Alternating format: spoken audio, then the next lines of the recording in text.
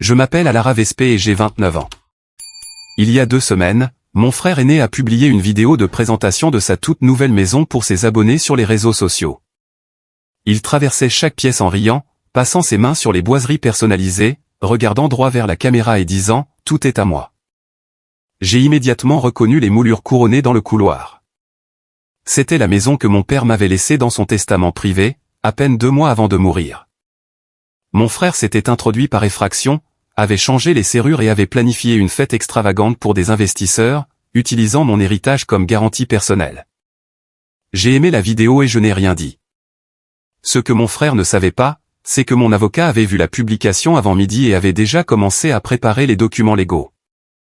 Lorsque le shérif s'est présenté à cette porte d'entrée exacte pendant son grand événement, mon frère a appris une leçon très difficile sur ce que coûte le fait de voler une analyste de données. Je travaille comme analyste en recherche opérationnelle dans l'État de Washington. La culture locale est bâtie sur les empreintes numériques et les données concrètes. Nous sommes le jardin des plus grandes entreprises technologiques du monde. Dans mon domaine, j'évalue les risques, j'identifie les défaillances opérationnelles et je prévois les conséquences en utilisant la pure logique. J'ai passé ma vie entière à appliquer ces mêmes principes pour survivre au sein de ma famille profondément dysfonctionnelle. Quand mon père est décédé, je savais que les retombées seraient complexes. Il laissait derrière lui un patrimoine difficile à gérer et des décennies de ressentiments non dits. J'avais prévu les crises de colère et la ruée sur ses actifs. Ce que mes modèles n'avaient pas prédit, c'est que mon frère aîné, Trevor, me remettrait l'instrument précis de sa propre ruine juridique, soigneusement emballé dans une vidéo de 60 secondes en haute définition sur les réseaux sociaux. Le ciel à l'extérieur de la fenêtre de mon bureau était gris de pluie imminente. J'étais plongé dans des prévisions trimestrielles, mes 2 écrans brillants de feuilles de calcul, quand mon téléphone a vibré sur le bureau en verre. Une notification a clignoté à l'écran. Trevor m'avait identifié, ainsi que plusieurs membres de la famille élargie, dans une nouvelle vidéo. J'ai cliqué sur le lien. Une musique de fond entraînante a commencé, immédiatement suivie par le visage de Trevor. Il portait un pull de marque, une coupe de cheveux fraîche et arborait un sourire suffisant et travaillé. Il se tenait dans le grand hall d'entrée d'une vaste propriété. La caméra s'est déplacée vers le haut, montrant le grand escalier en acajou et le lustre en cristal vintage captant la lumière de l'après-midi. « Regardez ça, tout le monde », a annoncé Trevor, sa voix résonnant dans le grand espace. Le nouveau siège d'Apex Innovation. Papa m'a laissé les clés du royaume. Il est temps d'envoyer cette start-up vers les sommets. Mon pouls n'a pas accéléré. Mes mains n'ont pas tremblé. J'ai simplement regardé l'écran avec le détachement clinique d'un scientifique observant une réaction chimique prévisible. C'était la propriété historique de mon père à Seattle. Le seul problème avec la grande annonce de Trevor était que la maison ne lui appartenait pas. Mon père me l'avait laissée exclusivement. J'ai regardé la vidéo une seconde fois. Mon frère paradis dans une maison où il n'avait aucun droit légal d'entrée, se vantant de sa richesse fraîchement acquise pour impressionner ses abonnés investisseurs en capital risque. Il avait contourné les lois normales de la succession, avait physiquement installé ses affaires à l'intérieur et avait revendiqué un bien de plusieurs millions de dollars. Il supposait que mon habitude de toujours vouloir préserver la paix signifiait que je lui céderais la maison sans combattre. Je ne l'ai pas appelé pour exiger des explications. Je n'ai pas alerté notre mère, Sylvia, qui l'encourageait sans doute depuis les coulisses. Au lieu de cela, j'ai cliqué sur le bouton de téléchargement. J'ai archivé la vidéo, enregistré les métadonnées, les eurodatages et les balises de localisation. J'ai rassemblé les preuves dans un dossier propre et chiffré. À l'ère numérique, une vantardise publique n'est pas seulement une démonstration de force pour les abonnés. Entre les mains d'une analyste qualifiée et d'un avocat spécialisé, c'est un aveu de violation de propriété d'une valeur criminelle, signé et eurodaté. J'ai joint le dossier à un courriel, j'ai cliqué sur envoyer et j'ai attendu que le piège se referme. Pour comprendre comment un homme de 33 ans se convainc qu'il peut simplement occuper une propriété de plusieurs millions de dollars sans signer un seul document légal, il faut analyser la structure de la famille Vespé. Trevor n'est pas un génie du crime. Il est quelque chose de bien plus dangereux. C'est un entrepreneur charismatique et téméraire qui a lancé et fait faire faillite à 4 startups différentes. La première était un service de livraison de nourriture qui a brûlé son financement initial en un seul mois en vêtements de marque et en fête de lancement somptueuse. La deuxième était une plateforme d'échange de crypto-monnaies qui n'a jamais vu le jour parce que Trevor s'était aliéné ses principaux développeurs. Chaque échec était transformé en une histoire de mauvais timing du marché ou de partenaires peu coopératifs. Ma mère, Sylvia, ne jure que par lui. À ses yeux, il a toujours été l'enfant prodige, un visionnaire incompris qui avait simplement besoin d'une opportunité majeure pour changer le monde. J'étais l'analyste invisible, le filet de sécurité désigné. J'ai appris l'algorithme de leur affection très tôt. Les chiffres dictaient ma réalité, mais les émotions dictaient la leur. Quand j'avais 22 ans, Trevor a enroulé une berline de luxe neuve autour d'un lampadaire parce qu'il envoyait un texto à un investisseur potentiel tout en roulant à vive allure sur l'Interstate 5. Il s'en est sorti avec une clavicule froissée. Sylvia a passé une semaine à pleurer de soulagement. À la fin du mois, mes parents avaient financé la location d'un SUV pour qu'ils se sentent en sécurité sur la route. 2 ans plus tard, j'ai obtenu mon diplôme universitaire avec la plus haute distinction, en mathématiques appliquées et recherche opérationnelle. J'avais payé mes propres manuels scolaires en travaillant de nuit dans un centre de données. Lorsque je suis monté sur l'estrade pour recevoir mon diplôme, j'ai cherché ma famille dans le public. Sylvia regardait son téléphone. Mon père prenait un appel professionnel. Pendant le dîner de célébration, qui a eu lieu dans un restaurant italien médiocre parce que Trevor avait un problème d'emploi du temps, ma mère m'a tapoté brièvement l'épaule. Elle a passé les 20 premières minutes du repas à se plaindre de la circulation, et l'heure suivante à parler du nouveau projet de Trevor. Elle s'est ensuite penchée sur la table pour me demander si je pouvais passer mon week-end à mettre en forme les projections financières de mon frère. J'ai passé 12 heures à corriger ces feuilles de calcul défectueuses. L'application a fait faillite 6 mois plus tard. Je n'ai jamais reçu de remerciements. Mon père, David Vespé, était un homme complexe. Il avait bâti sa fortune dans l'immobilier commercial, s'appuyant sur des instincts aiguisés et un respect strict des contrats. Pendant des décennies, il a soutenu mon frère. Il signait les chèques qui couvraient les salaires impayés de ses entreprises en faillite. Il réglait les litiges avec les fournisseurs. Il payait pour les appartements de luxe que Trevor jugeait indispensables pour projeter une image de réussite. Mais les données finissent toujours par vous rattraper. Et mon père était avant tout un homme d'affaires. J'ai vu le changement s'opérer au cours des 3 dernières années de sa vie. Son cœur avait commencé à faiblir. Ce déclin progressif l'avait forcé à passer plus de temps dans son bureau à la maison et moins de temps dans les réunions de direction. Un soir de novembre pluvieux, il m'a appelé dans son bureau. L'air sentait le vieux papier et le café amer. Il a poussé une pile de registres financiers de Trevor sur le bureau. Les chiffres montraient un désastre de dépenses négligentes, de frais généraux injustifiés, de budget marketing démesuré et de revenus inexistants. Il m'a regardé, le visage fatigué et usé. Il m'est apparu plus vieux à ce moment-là que je ne l'avais jamais vu. L'énergie vibrante qui avait bâti un empire immobilier avait disparu, remplacée par le fardeau lourd d'un parent réalisant qu'il avait nui à son propre enfant par excès de générosité. Il m'a demandé ce que je voyais. Je lui ai donné une analyse objective. Je lui ai dit que c'était un navire en train de sombrer et que verser plus de capital dans la coque ne ferait que l'entraîner vers le fond. Mon père a lentement hoché la tête. Il n'a pas défendu son fils ce soir-là. Il a simplement fermé le registre et a regardé par la fenêtre la silhouette de Seattle. Il s'était lassé de financer des illusions. Cette prise de conscience silencieuse a préparé le terrain pour ce dont j'ai été témoin lors de ses funérailles il y a 2 mois. Une pluie fine recouvrait l'herbe du cimetière, rendant le sol glissant. Je portais une robe noire simple, me tenant près du bord de la tente. Je préférais rester en périphérie, car cela offrait le meilleur point d'observation. Sylvia s'accrochait au bras de Trevor comme s'il était celui que l'on descendait dans la fosse. Elle portait un voile sombre, jouant le rôle de la veuve dévastée à la perfection, mais son chagrin avait un aspect calculé.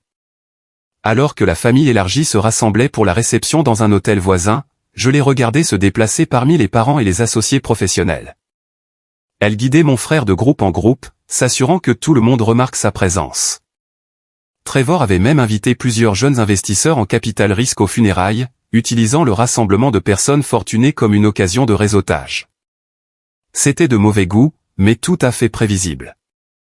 Je me tenais près d'un plateau de hors-d'œuvre non touché, buvant de l'eau gazeuse. Je laissais leur voix me parvenir par-dessus la musique de piano douce. J'ai entendu ma mère coincer notre oncle Henri près du bar.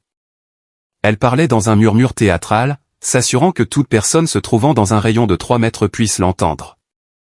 David s'est assuré que notre garçon soit pris en charge, proclamait-elle en serrant un mouchoir froissé. Il savait que Trevor était sur le point de réaliser quelque chose d'historique. Ce magnifique domaine de Seattle sera le siège parfait pour sa nouvelle entreprise technologique. C'est exactement ce que David voulait, un héritage pour son fils. Trevor se tenait à ses côtés, hochant la tête solennellement, jouant le rôle de l'héritier responsable. Il acceptait les condoléances d'un côté et distribuait des cartes de visite élégantes de l'autre. Il croyait sincèrement à cette version des faits. Il avait été nourri d'éloges immérités pendant 33 ans. Pourquoi douterait-il que le joyau du patrimoine de notre père lui revienne naturellement? Je les ai regardés planifier un avenir entièrement bâti sur des suppositions. Je n'intersuis pas. Je n'ai pas corrigé ma mère ni pris mon oncle à part pour rétablir la vérité. Dans ma profession, on n'interrompt pas un adversaire lorsqu'il calcule sa stratégie sur des données erronées. On le laisse commettre l'erreur. Je suis resté silencieuse parce que je détenais une variable qu'il n'avait pas prise en compte. Je savais que mon père aimait Trevor, mais je savais aussi que son amour s'était finalement dissocié de son portefeuille. Avant que son cœur ne lâche, mon père avait fait un choix discret et définitif. Il avait contourné les théâtres familiaux, ignoré le lobbying incessant de ma mère et organisé ses affaires avec la précision clinique d'un homme tentant de corriger les erreurs de toute une vie. Il avait pris une décision conçue pour ébranler la hiérarchie même que Sylvia avait passé des décennies à imposer. Les funérailles se sont terminées et les invités se sont dispersés sous l'après-midi gris de Washington. Sylvia et Trevor sont retournés dans leur appartement de luxe loué, préparant déjà des plans pour les rénovations du domaine. Je suis rentré chez moi, j'ai suspendu ma robe noire dans le placard et j'ai attendu. Je savais ce qui allait arriver car j'avais déjà reçu l'appel téléphonique. La machine juridique était déjà en marche. 3 jours après avoir enterré mon père, alors que mon frère était occupé à planifier l'aménagement d'une maison qui ne lui appartenait pas, j'ai reçu une invitation de Mitchell Lawson. C'était le principal avocat spécialisé dans la succession de mon père. C'était une convocation pour une réunion à huis clos, une réunion à laquelle ni ma mère ni mon frère n'étaient invités. 3 jours après nous être tenus dans l'herbe humide du cimetière, je me suis retrouvé au 42e étage d'une tour de verre et d'acier dans le centre-ville de Seattle. La pluie battait les grandes fenêtres, masquant la vue sur Elliott Bay. J'étais assise dans le bureau soigné de Mitchell Lawson. Mitchell était l'avocat de mon père depuis 2 décennies. C'était un homme tout en costume de laine sur mesure et en silence calculé. Il ne proposait pas de paroles de sympathie creuse. Il s'appuyait sur les faits. C'était pour cela que mon père lui faisait confiance, et c'était pour cela que je ressentais un calme rare en face de lui. Mitchell a ouvert sa mallette en cuir et en a extrait un dossier Kraft scellé. Il l'a posé sur la surface de son bureau en acajou. Il a laissé sa main reposer dessus un court instant avant de le faire glisser vers moi. Votre père voulait que cela soit géré en privé, Alara, a-t-il dit, sa voix posée et professionnelle. Il savait que le contenu de ce document provoquerait une rupture importante, et il m'a donné instruction de vous le présenter avant d'en informer le reste de la famille. J'ai brisé le seau de cire. Le papier épais à l'intérieur décrivait la répartition finale des biens de mon père. J'ai lu les clauses avec la même rigueur que j'appliquais à la logistique de la chaîne d'approvisionnement. Le document était une révélation structurée pour empêcher toute contestation judiciaire légitime tout en portant un coup dévastateur à la hiérarchie familiale. Mon père avait laissé la grande majorité de ses liquidités, ses comptes d'investissement, ses fonds communs de placement et ses réserves de trésorerie entièrement à ma mère. Sylvia n'aurait plus jamais à travailler de sa vie. Elle pouvait conserver son adhésion au club de golf, ses voitures de luxe et son mode de vie sans interruption. En assurant son confort financier, mon père neutralisait toute contestation qu'elle pourrait faire concernant des difficultés financières. Mais l'immobilier était traité différemment. Les propriétés commerciales devaient être liquidées et les bénéfices versés dans une fiducie irrévocable distribuant de modestes rentes mensuelles à Trevor. Le versement était plafonné, empêchant mon frère d'accéder à d'importantes sommes d'argent pour financer ses startups vouées à l'échec. C'était une pension de subsistance, pas un fonds de guerre. Puis venait le portefeuille résidentiel. Mes yeux se sont arrêtés sur la clause 4, le domaine de Seattle. Cette propriété était le joyau des possessions de mon père. Il avait acheté cette maison historique au début de sa carrière et avait passé des années à restaurer minutieusement les rampes en chêne sculptées à la main, les vitraux d'origine et les grands jardins en terrasse. Elle se situait sur un terrain de plus d'un demi-acre très recherché, dans un quartier où les milliardaires de la technologie se livraient régulièrement à d'importantes batailles d'enchères. La propriété était entièrement payée, ne portait aucune dette et avait une valeur marchande évaluée à 2,4 millions de dollars. Le texte juridique était sans ambiguïté. Le domaine de Seattle m'était légué de manière exclusive et entière. J'ai levé les yeux des pages. Mitchell me regardait, attendant que je réalise la situation. J'avais anticipé de recevoir une fraction d'un fonds de placement, ou peut-être rien du tout, compte tenu des demandes incessantes de ma mère en faveur de Trevor. Recevoir l'actif immobilier principal de la famille était un changement de pouvoir étonnant. Glissé derrière les documents juridiques se trouvait une enveloppe plus petite portant mon nom de l'écriture anguleuse de mon père. Je l'ai ouverte. C'était une lettre personnelle datée de 6 mois avant son décès. J'ai reconnu la date. C'était exactement une semaine après que je m'étais tenu dans son bureau pour lui dire la vérité sur le dernier désastre financier de Trevor.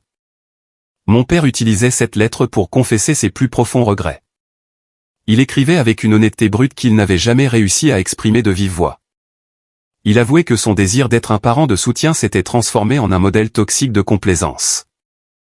Il reconnaissait qu'en signant constamment des chèques pour couvrir les échecs de Trevor, il avait privé son fils de la capacité de survivre dans le monde réel. Il avait protégé Trevor des conséquences de ses actes. Et ce faisant, il l'avait privé de toute opportunité de croissance réelle. J'ai lu les lignes en suivant les traits d'encre appuyés. « Tu es la seule à respecter ce qu'il faut pour bâtir des fondations solides », écrivait mon père. « Tu comprends que la valeur se mérite, elle ne s'exige pas. J'ai passé des décennies à essayer de construire un filet de sécurité pour ton frère. Mais je n'ai réussi qu'à construire un piège. Je ne le laisserai pas démanteler la maison que j'ai bâtie de mes propres mains pour financer une autre illusion.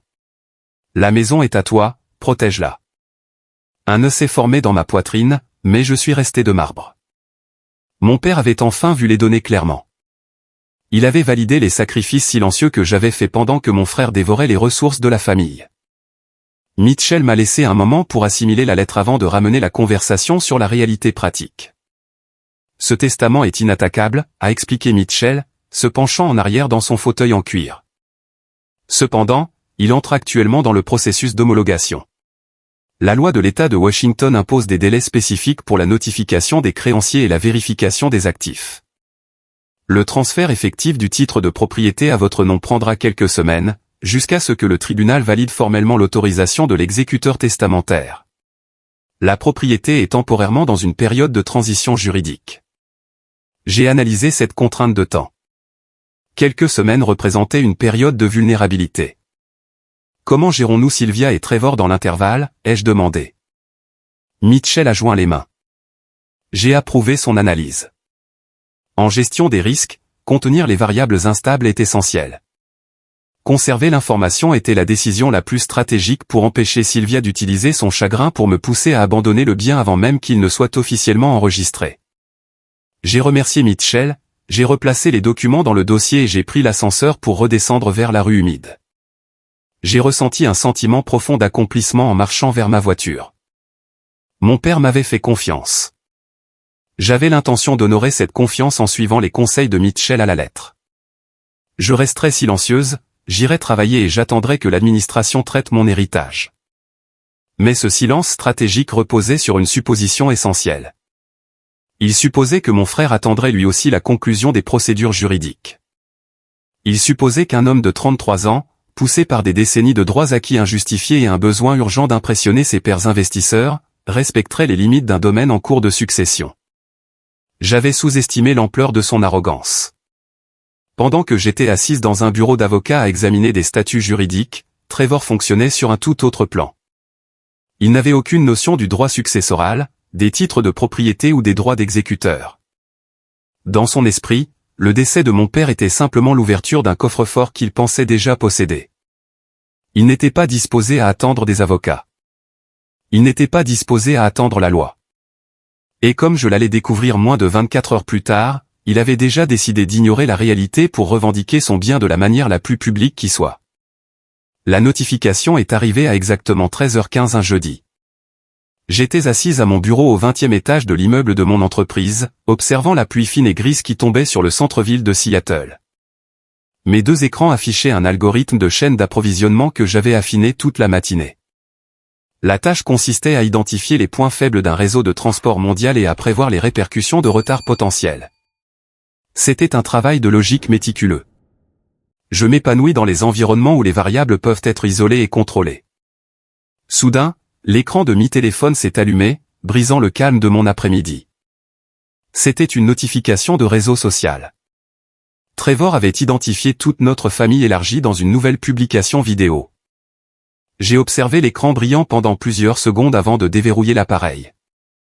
Une musique entraînante familière a commencé à résonner. La caméra s'est stabilisée et Trevor est apparu à l'image. Il portait un pull ajusté de marque et affichait un sourire assuré qui plissait le coin de ses yeux. Il a levé la caméra pour révéler son environnement. Mon souffle s'est coupé, bien que ma posture soit restée rigide et immobile. Derrière lui se trouvaient les portes doubles en chêne sculptées à la main de la propriété historique de mon père. Le vitrail projetait des lumières colorées sur le parquet d'origine. « Regardez ça, les amis », a annoncé Trevor, sa voix forte résonnant contre les hauts plafonds. Le nouveau siège social. Papa m'a laissé les clés du royaume. Il est temps d'envoyer cette start-up vers les sommets. Il a tourné la caméra pour montrer le grand hall d'entrée, veillant à mettre en valeur les moulures personnalisées et le grand escalier en acajou. L'arrogance tranquille qui émanait de ses paroles était stupéfiante. Il parlait avec la fierté injustifiée d'un homme s'attribuant une victoire à laquelle il n'avait aucunement contribué. Puis l'image s'est déplacée pour révéler sa femme, Jessica. Jessica était une ancienne blogueuse mode qui avait épousé Trevor 3 ans plus tôt. Elle l'avait rencontré lors d'un événement de réseautage select, séduite par ses costumes sur mesure et ses promesses de fortune technologique imminente. Elle vivait pour la reconnaissance en ligne, se créant une image virtuelle bâtie sur l'illusion de la richesse. Dans la vidéo, Jessica se tenait près de l'arche de ce qui était autrefois le bureau privé de mon père. Elle tenait un smoothie vert d'une main et s'exprimait avec de grands gestes de l'autre. « Cet espace sera parfait », disait-elle dans le micro, rejetant ses cheveux en arrière. « Nous allons retirer toutes ces vieilles bibliothèques sombres pour installer mon nouveau studio de yoga. La lumière naturelle ici est phénoménale. Nous nous approprions enfin les lieux. » Mes yeux se sont plissés alors que je me concentrais sur l'arrière-plan de l'image. À travers le prisme clinique d'une analyste, j'ai cessé d'écouter leur voix pour analyser l'environnement à la recherche d'indices. Derrière Jessica, empilés contre les boiseries anciennes, se trouvait une douzaine de cartons de déménagement en carton épais. Un diable de transport professionnel était garé près de l'escalier. Lorsque Trevor a ramené la caméra vers l'entrée, la lumière du soleil a fait briller le laiton neuf sur les portes d'entrée. Les verrous étaient neufs. La vérité s'est imposée à mon esprit avec une clarté limpide. Ce n'était pas une simple visite non autorisée. Il n'avait pas seulement franchi le portail de sécurité pour filmer une courte vidéo promotionnelle. Trevor et Jessica avaient engagé des serruriers, percé les serrures d'origine, installé de nouveaux verrous et transporté physiquement leurs effets personnels dans la résidence. Ils occupaient la propriété. Ils s'étaient installés dans une maison sur laquelle ils n'avaient aucun droit légal, contournant les lois strictes sur les successions de l'État de Washington pour s'emparer par la force d'un bien qu'ils estimaient mériter. La motivation derrière cette occupation téméraire était évidente pour quiconque connaissait le milieu des startups locales. Dans le secteur technologique très compétitif de Seattle, la perception crée le capital. Les investisseurs providentiels et les investisseurs en capital risque reçoivent des projets chaque jour. Ils recherchent des signaux de stabilité, de richesse et de faible risque avant de s'engager financièrement. Le dernier projet de logiciel de Trevor perdait de l'argent et peinait à attirer le moindre soutien sérieux. En filmant son matériel promotionnel à l'intérieur d'un grand domaine historique, il créait une illusion d'importance. Il utilisait mon héritage comme un décor de théâtre. La vidéo était conçue pour projeter l'image d'un fondateur de technologie fortuné et soutenu par des actifs familiaux importants. Si les investisseurs potentiels croyaient que Trevor possédait cette propriété, ils le verraient comme un investissement sûr.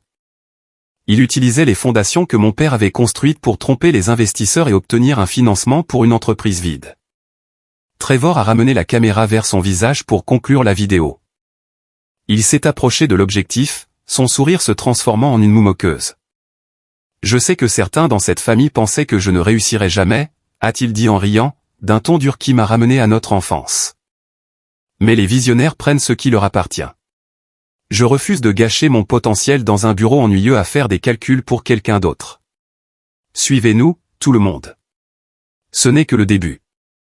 La vidéo a recommencé avec sa musique entraînante. J'ai cliqué sur l'écran pour mettre la lecture en pause. Le silence de mon bureau est revenu, seulement troublé par le crépitement de la pluie contre la vitre. Je n'ai pas jeté mon téléphone. Je n'ai pas cédé à l'envie de pleurer ou de crier. Les réactions émotionnelles consomment de l'énergie et n'offrent aucun avantage tactique. Au lieu de cela, je me suis penché en arrière dans mon fauteuil et j'ai analysé l'événement à travers le prisme froid et rationnel de l'évaluation des risques. Trevor pensait que sa déclaration publique était une victoire.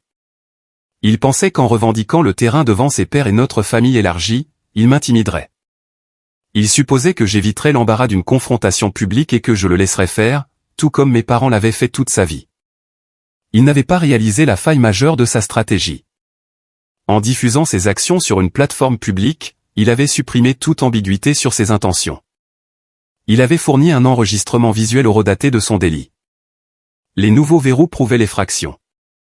Les cartons de déménagement prouvaient l'occupation non autorisée. Ses propos prouvaient son intention d'utiliser un bien volé pour un gain commercial. L'audace de leurs actions méritait un moment de réflexion. Mon père avait passé 30 ans à entretenir cette maison. Il avait poncé ses portes de chêne lui-même. Il avait passé ses week-ends à restaurer les boiseries de ce bureau même que Jessica prévoyait de vider pour en faire un studio de yoga. Il traitait son héritage comme un marchepied jetable. Le manque de respect était total, mais laisser ce sentiment obscurcir mon jugement n'aurait fait que nuire à ma réaction. J'ai cliqué sur l'écran et regardé la vidéo une seconde fois. J'ai mémorisé la disposition des cartons, la marque des nouveaux verrous et les déclarations spécifiques qu'il faisait au sujet de la propriété. J'ai mis de côté la douleur de ces moqueries pour ne conserver que les preuves exploitables. Mon frère m'avait remis des aveux méticuleusement documentés, diffusés à un large public et livrés directement sur mon bureau.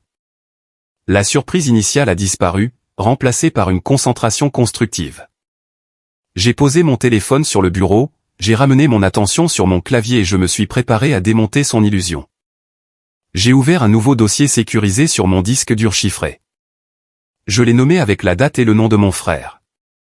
J'ai utilisé un outil logiciel spécifique pour télécharger la vidéo directement depuis l'application, en m'assurant que le fichier conserve toutes ses métadonnées d'origine. J'ai pris des captures d'écran en haute résolution de moments précis. Une capture d'écran montrait les nouveaux verrous en laiton. Une autre isolait les cartons de déménagement en arrière-plan.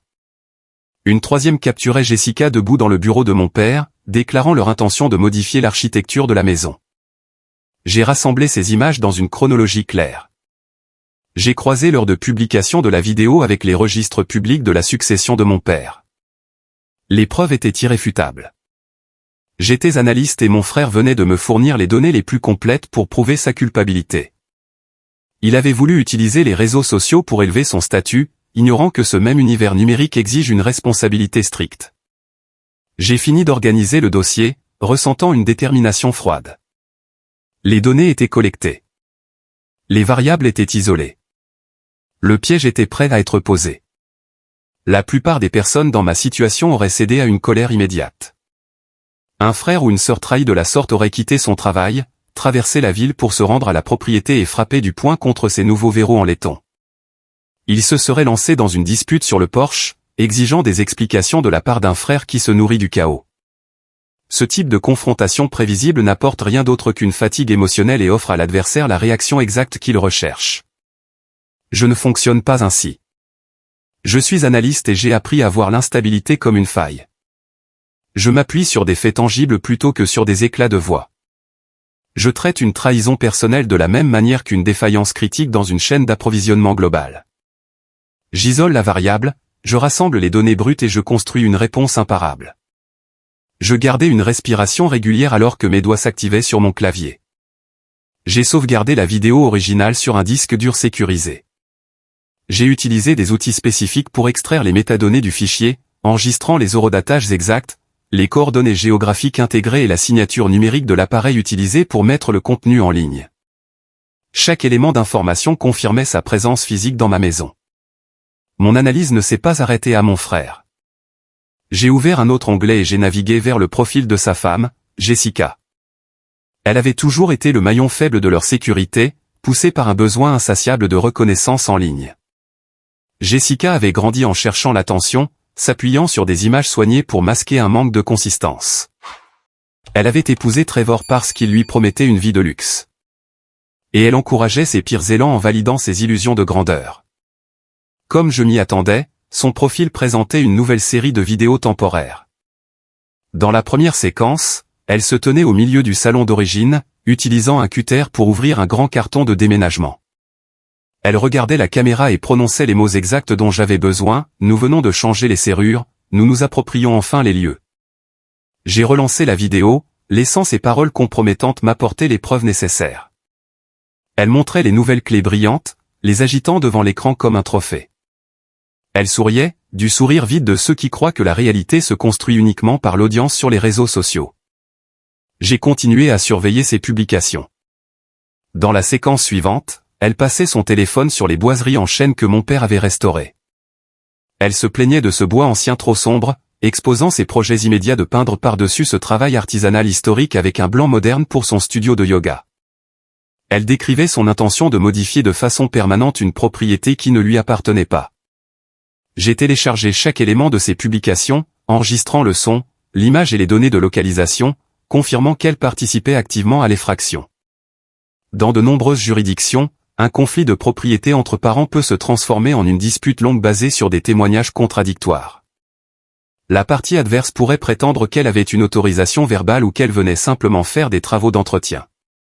Mais nous vivons dans l'État de Washington. Dans cet univers technologique, les tribunaux traitent les preuves numériques vérifiées comme des vérités indiscutables. Les juges ici président des affaires impliquant les plus grandes entreprises de logiciels du monde.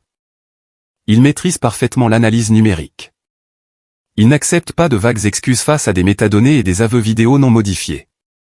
Mon frère et sa femme venaient de documenter publiquement leurs propres délits. Ils m'avaient remis un dossier complet emballé dans les filtres d'un vlog de mode de vie. J'ai organisé les vidéos extraites, les captures d'écran, les enregistrements audio et la chronologie détaillée dans un seul dossier numérique chiffré. J'ai veillé à croiser les métadonnées des publications de Jessica avec les horodatages du message original de Trevor, établissant une chronologie claire de leur entrée par effraction et de leur occupation. J'ai ouvert ma messagerie et rédigé un message pour Mitchell Lawson via le portail juridique sécurisé de la succession. J'ai évité tout langage émotionnel. La colère n'a aucun poids devant un tribunal. Seuls les faits comptent. Mon message était bref et précis. Veuillez examiner les fichiers ci-joints. Ils contiennent les preuves d'une violation de propriété, d'une modification non autorisée de biens immobiliers et de dégradation volontaire. Merci de m'indiquer les mesures juridiques immédiates. J'ai cliqué sur Envoyer et j'ai regardé la barre de progression se remplir jusqu'à ce que les fichiers soient transférés sur son serveur. La charge de la preuve était désormais en sécurité sous le sceau du secret professionnel. Je n'ai pas eu à attendre longtemps pour obtenir une réponse. Mitchell Lawson travaille avec la même efficacité qui caractérisait les affaires de mon père. Mitchell m'a appelé sur mon téléphone portable moins de 10 minutes plus tard. Quand j'ai répondu, son ton mêlait incrédulité professionnelle et concentration juridique. Alara, a-t-il commencé d'une voix tendue. Je regarde les fichiers que tu viens d'envoyer. Je pratique le droit des successions à Seattle depuis 30 ans, et je n'ai jamais vu quelqu'un fournir de lui-même au tribunal des aveux aussi parfaits et incontestables. Je me suis penché en arrière dans mon fauteuil, observant la pluie fine de Seattle. Ils se sont filmés en train d'occuper la maison et ont admis avoir changé les serrures, ai-je dit pour confirmer le contenu du dossier. Mitchell a laissé échapper un rire bref. Ils nous ont tendu la corde, Alara, a-t-il dit, la satisfaction évidente dans sa voix. Maintenant, nous les laissons faire le nœud. Il a poursuivi en détaillant les implications juridiques de leur publication. Il a expliqué qu'en changeant les serrures et en installant des meubles, il tentait d'établir une occupation de fait, ce qui, dans certaines situations, pourrait imposer une longue procédure d'expulsion. Cependant, leurs propres propos annulaient toute idée de malentendu. Jessica montrant les clés et Trevor se vantant de s'approprier le siège social prouvaient la préméditation. Ce n'étaient pas des invités perdus.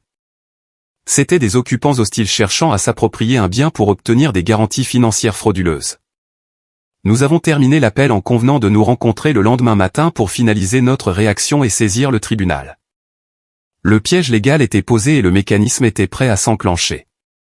J'ai fermé mon ordinateur, ressentant une satisfaction froide.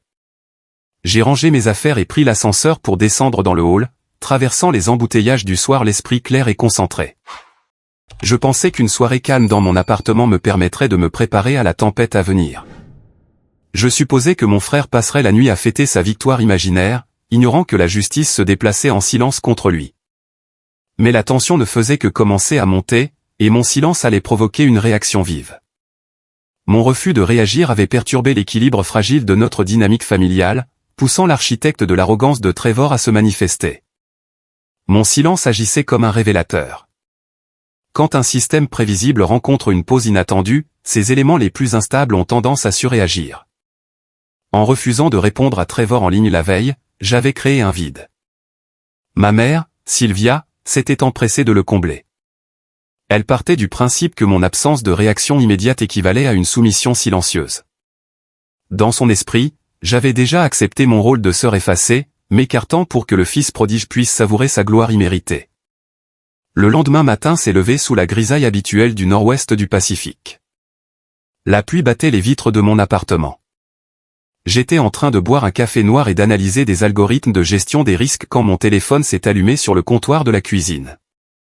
L'écran affichait le nom de Sylvia. J'ai laissé sonner 3 fois. J'ai régulé ma respiration, passant de la posture de fille à celle d'analyste. J'ai pris l'appel. Sylvia n'a pas hésité. Sa voix a résonné, empreinte d'une douceur calculée qu'elle utilisait toujours lorsqu'elle voulait obtenir une faveur déraisonnable. C'était exactement le même ton qu'elle avait employé il y a 20 ans pour me persuader de lui donner l'argent de mon anniversaire afin que Trevor puisse s'acheter une nouvelle console de jeu. Comprendre Sylvia, c'est comprendre l'art de la manipulation émotionnelle. Ma mère n'avait jamais travaillé en dehors de la maison. Toute son identité reposait sur la réussite et le statut social de son mari et de son fils. Elle considérait mon père comme la banque et Trevor comme son chef-d'œuvre. J'étais simplement un personnage secondaire. Lorsque j'avais remporté le concours scientifique de l'État au lycée, elle s'était plainte que le trajet pour la cérémonie de remise des prix empiétait sur l'entraînement de football de Trevor. Lorsque j'avais décroché mon poste actuel dans une entreprise de données réputée, elle m'avait demandé si ma société recrutait des cadres, espérant que je pourrais accélérer une candidature pour mon frère. Sa vision du monde était une hiérarchie stricte où la réussite des femmes passait après le potentiel des hommes. Aujourd'hui, son chef-d'œuvre était en difficulté. Trevor avait épuisé tous les appuis, tous les contacts et tout l'argent que mon père lui avait alloué de son vivant. Sylvia voulait absolument maintenir l'image de la famille riche et prospère. Elle avait besoin que cette maison soit le point d'ancrage qui empêche Trevor de sombrer. Alara, ma chérie, a-t-elle commencé en accentuant chaque mot avec une affection feinte. Je sais que tu as vu la magnifique vidéo de Trevor. Il avance si vite, il fait la fierté de ton père. Son énergie est incroyable. J'ai gardé ma voix parfaitement neutre et plane. J'ai vu la vidéo, Sylvia. C'est bien. Elle a continué, absolument pas dérangée par ma froideur.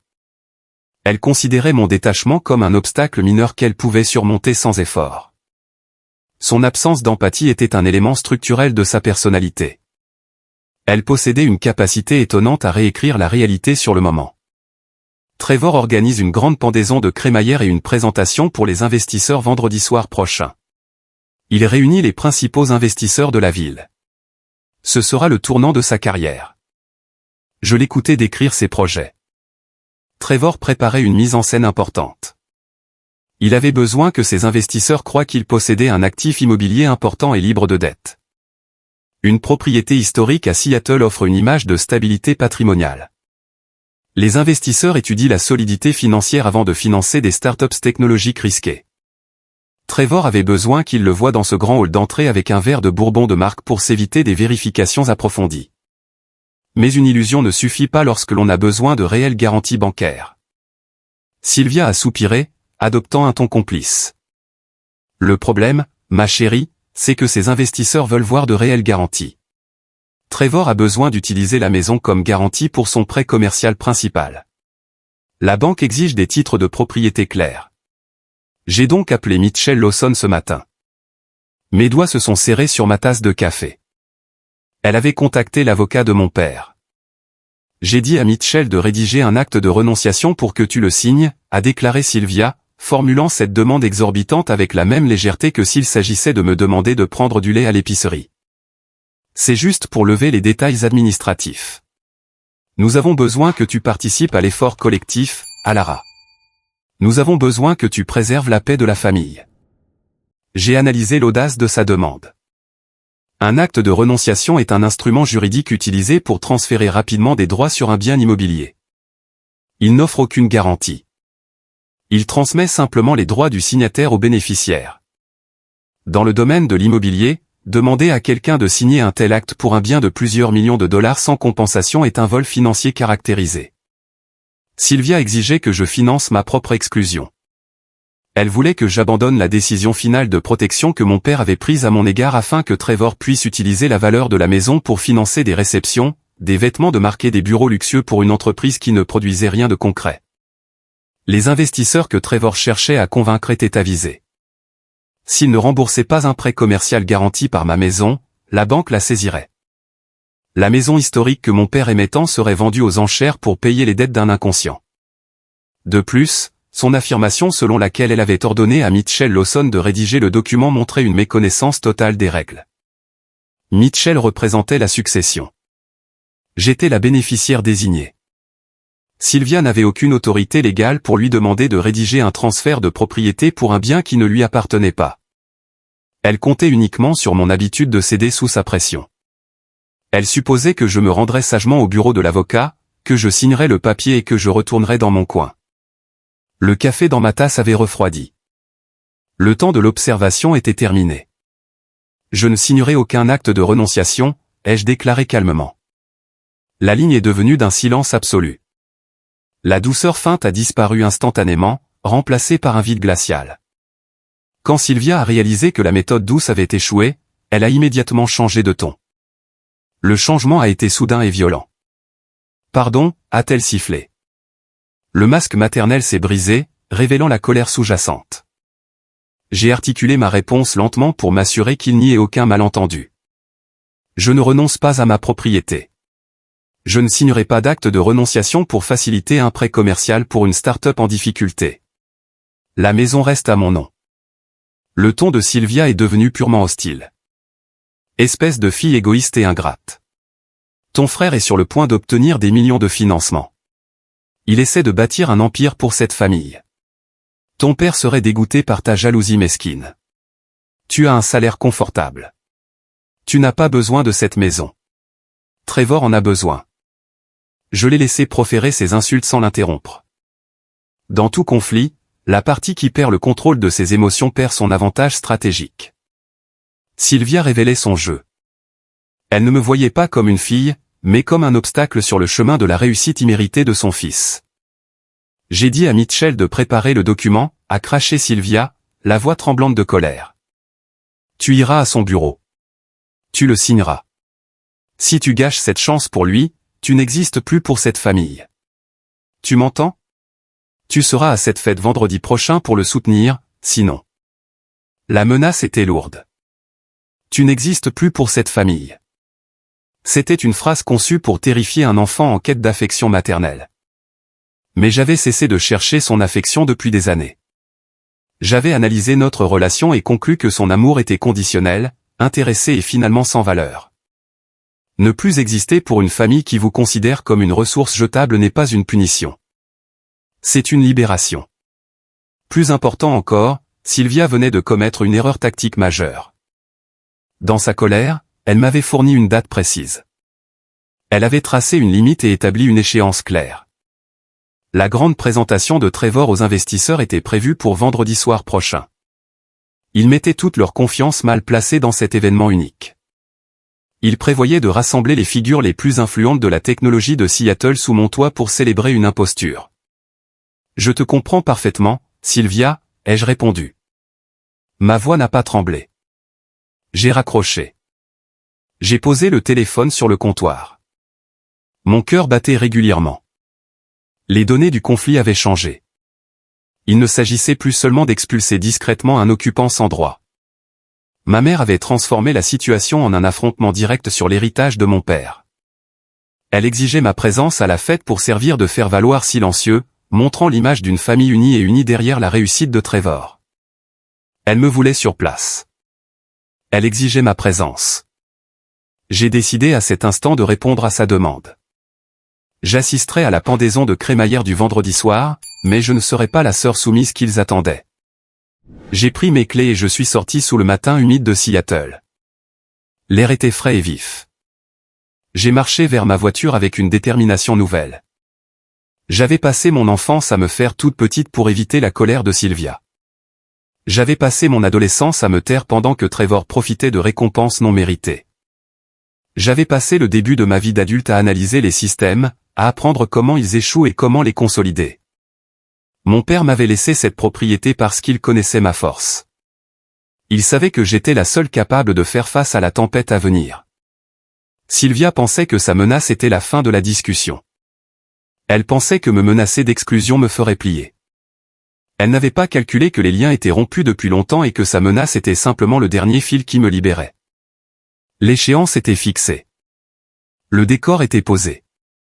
J'ai démarré le moteur de ma voiture et je me suis inséré dans la circulation dense de la ville.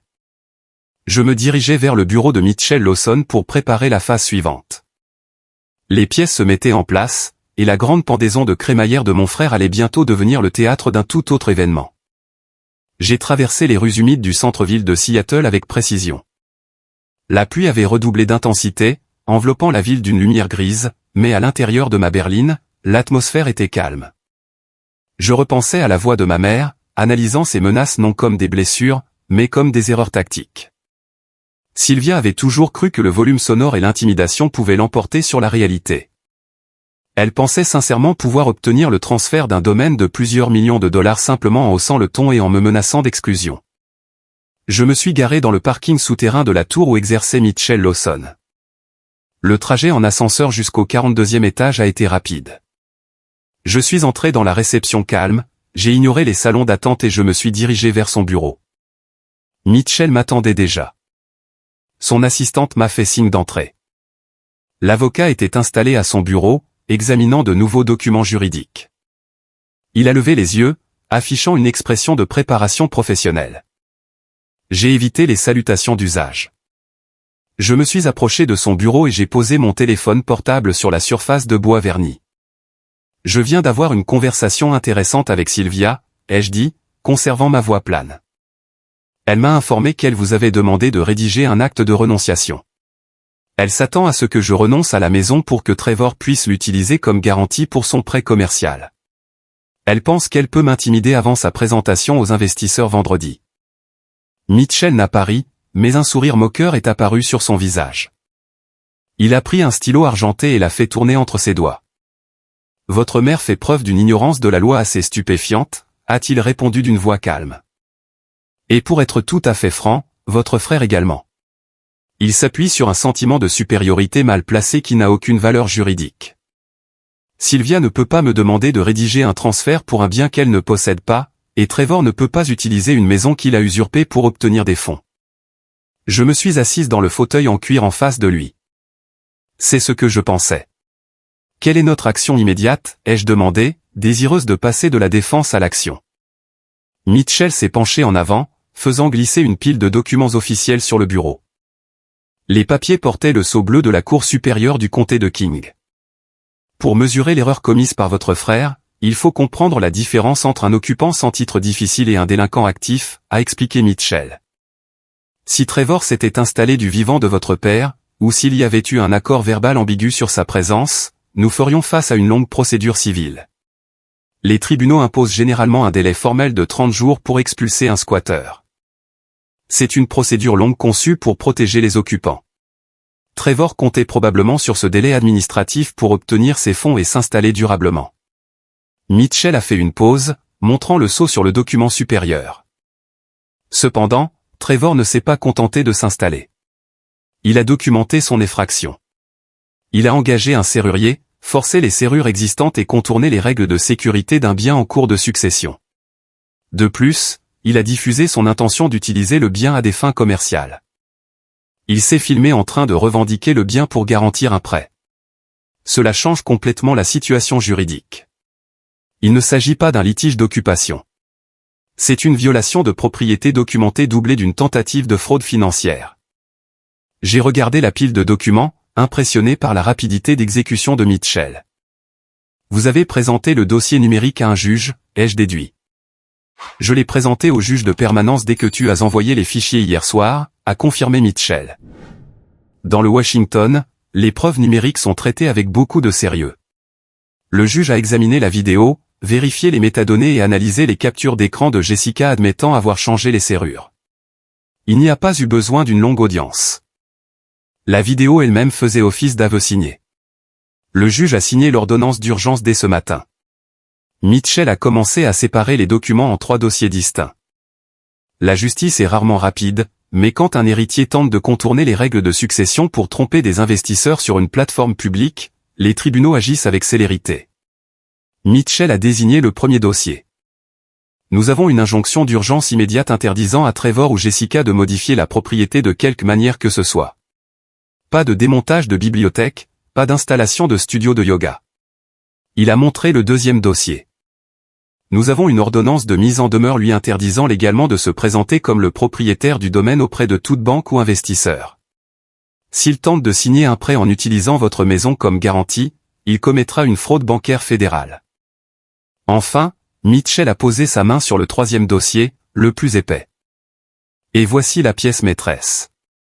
Nous avons contourné le délai normal de 30 jours. Le juge a délivré une ordonnance d'expulsion immédiate. Trevor n'a aucun droit légal de rester sur les lieux. Les forces de l'ordre sont autorisées à le faire sortir, lui et ses affaires, dès que l'ordonnance sera notifiée. Un silence s'est installé dans le bureau. La pluie continuait de battre les vitres, mais mon esprit était parfaitement calme. Le piège juridique était complet.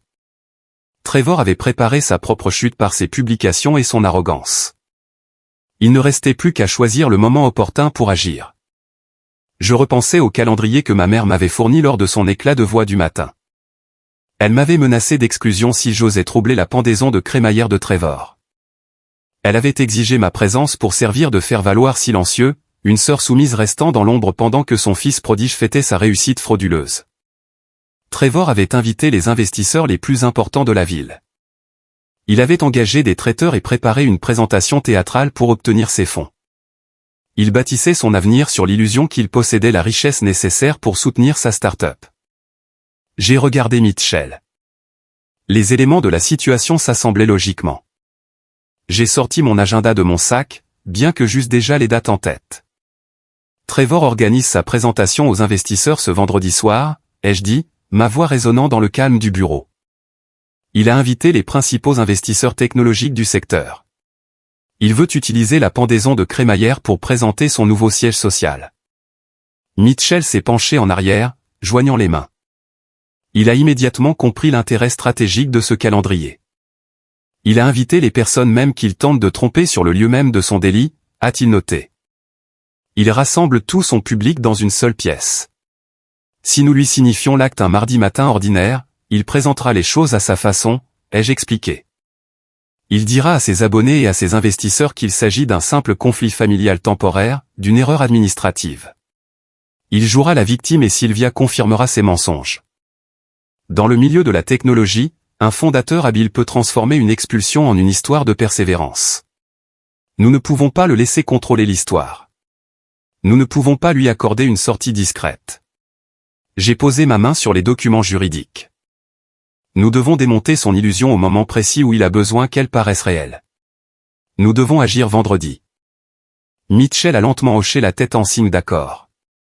Signifier une ordonnance d'expulsion immédiate pendant un événement professionnel important est inhabituel, mais tout à fait légal. Cela nécessitera de se coordonner avec les services du shérif du comté de King. Nous aurons besoin d'adjoints en uniforme pour faire exécuter l'ordonnance et s'assurer qu'ils quittent les lieux sans causer d'autres dégradations à la propriété. Ce sera une intervention visible et indiscutable. J'imaginais la scène, les coupes de champagne, les investisseurs évaluant le projet de mon frère, le sourire suffisant de Trevor trinquant à son succès usurpé, puis l'arrivée soudaine et indiscutable des forces de l'ordre munies d'un mandat de justice. Il n'y aurait aucune place pour le doute, aucune possibilité de mentir. Ses vantardises en ligne avaient accéléré sa chute, et les conséquences lui seraient présentées sur la scène même qu'il avait préparée. Nous agissons vendredi, ai-je dit, ma voix ferme et résolue. Laissons-le expliquer son nouveau siège social à ses investisseurs pendant que le shérif lui remet un acte de violation de propriété. Laissons-le debout dans ce hall d'entrée qu'il prétend posséder et essayer de s'en sortir face à un délit de cette gravité. La réunion s'est terminée sur le règlement des détails logistiques.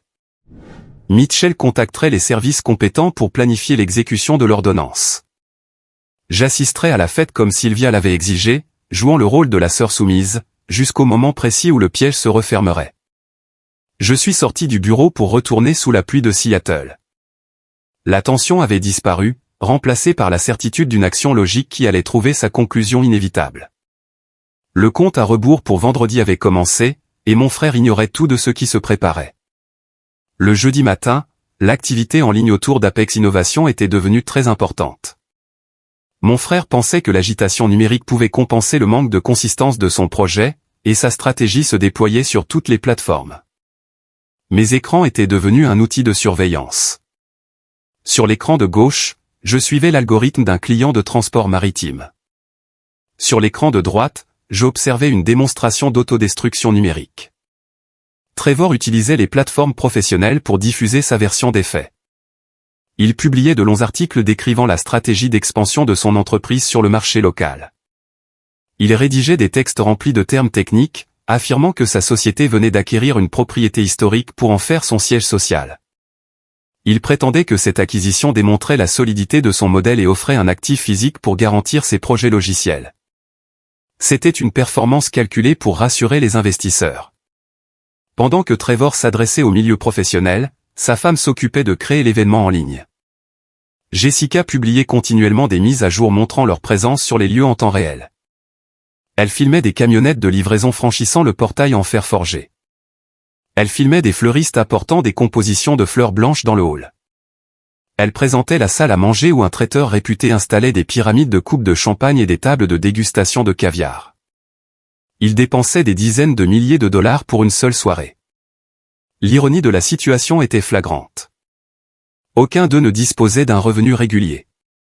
Trevor avait épuisé ses précédents financements depuis des mois en location de voitures de luxe et en dîners coûteux. Il finançait cette réception somptueuse uniquement sur des cartes de crédit à taux élevés et des prêts à court terme risqués. Ils misaient leur existence entière sur l'espoir que projeter une image de richesse inciterait un investisseur à leur donner des fonds avant que les créanciers ne se manifestent. L'audace affichée sur mon écran était stupéfiante. J'ai vu Jessica déplacer du matériel de cuisine lourd sur le parquet d'origine du grand salon sans poser de tapis de protection. Ce sol avait une histoire.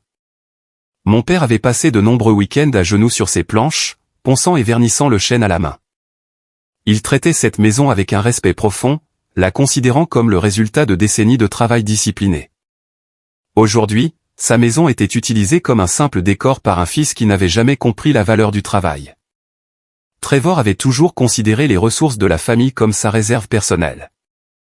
Dans sa vingtaine, il organisait régulièrement des fêtes dans la maison de mes parents dès qu'il voyageait, laissant le nettoyage au personnel.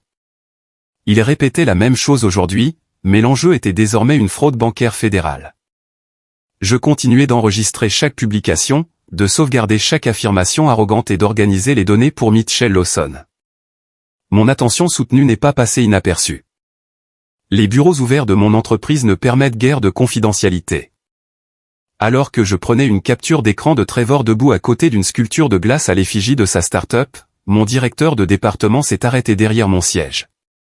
Il tenait une tasse de café et observait mes écrans. Un projet important, a-t-il demandé, par simple curiosité.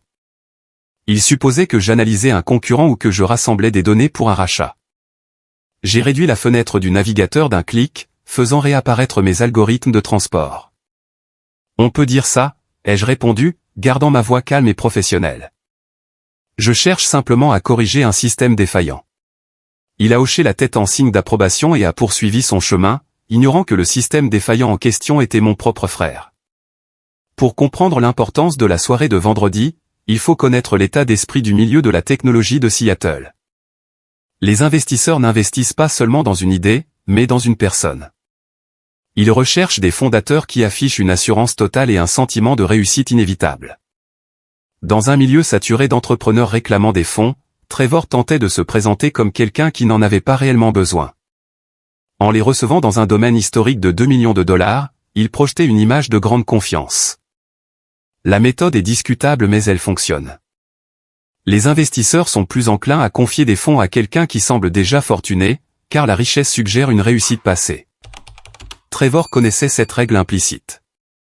Il avait organisé la soirée pour exploiter ce biais, en utilisant mon héritage comme appât. L'enjeu de cette pendaison de crémaillère était majeur. Trevor avait réussi à faire venir des représentants de 3 des plus importantes sociétés de capital risque du nord-ouest du Pacifique. C'étaient des personnes capables de signer des financements importants d'un seul geste. Je mesurais le danger de la situation. Si Trevor parvenait à obtenir ces fonds avant mon intervention, il aurait accès à des conseils juridiques importants. Il utiliserait cet argent pour engager des procédures futiles contre la succession de mon père, bloquant la propriété devant les tribunaux pendant des années tout en continuant de l'occuper sous couvert d'un litige commercial. Il pensait que passer l'étape de vendredi soir le rendrait intouchable.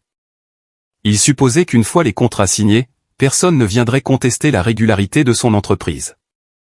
Au fil de l'après-midi de jeudi, l'échéance approchait sur le profil de Trevor. Il a publié une dernière mise à jour depuis la chambre principale, montrant un costume en velours sur mesure acheté pour l'occasion. Le texte disait « Prêt à marquer l'histoire ». J'ai fermé mon ordinateur, la lueur de l'écran se reflétant sur la vitre sombre de mon bureau.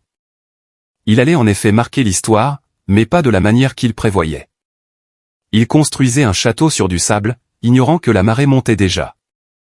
J'ai pris mon manteau et mes clés, repassant mentalement le plan établi avec Mitchell. Les ordonnances étaient signées. Les autorités étaient prêtes. Le piège était dissimulé sous son arrogance. Il ne me restait plus qu'à franchir ses portes et à regarder l'illusion s'effondrer. Le vendredi soir est arrivé avec une précision glaçante. Le ciel de Seattle est devenu une grande toile aux teintes violettes et orange. J'ai dirigé ma berline vers les rues calmes du quartier historique de mon père. Le secteur était habituellement paisible. Ce soir-là, il ressemblait à un espace événementiel bruyant. J'ai choisi de me garer à 2 pâtés de maisons de la propriété pour éviter les voitures qui encombraient l'allée circulaire.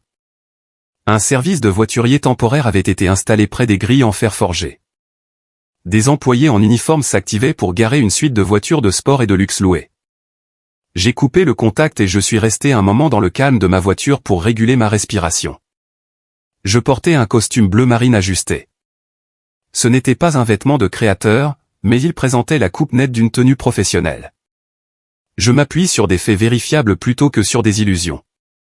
J'ai ajusté mes manches et je suis sorti. L'air frais apportait des odeurs de pain et de pluie, mêlées à des effluves de cigares. En approchant de la propriété, la musique de basse d'un DJ résonnait dans la rue, faisant vibrer le sol. Les grandes portes doubles étaient grandes ouvertes, laissant échapper une lumière dorée sur la pelouse entretenue. J'ai remonté l'allée en pierre et j'ai franchi le seuil de ma maison. Personne ne m'a demandé d'invitation. Je me suis déplacé dans le hall sans être reconnu parmi les nombreux invités qui tenaient des coupes de champagne. L'intérieur de la maison était méconnaissable. Mon père utilisait cet espace pour le calme et les repas simples en famille. Il aimait l'odeur des livres anciens et du bois ciré. Trevor avait transformé le salon élégant en un espace de réseautage bruyant. Des serveurs circulaient, portant des plateaux de thon et de caviar. Chaque table était encombrée de brochures publicitaires présentant le logo de son entreprise. J'observais des groupes d'investisseurs réunis près de la cheminée, discutant de financement et de marché.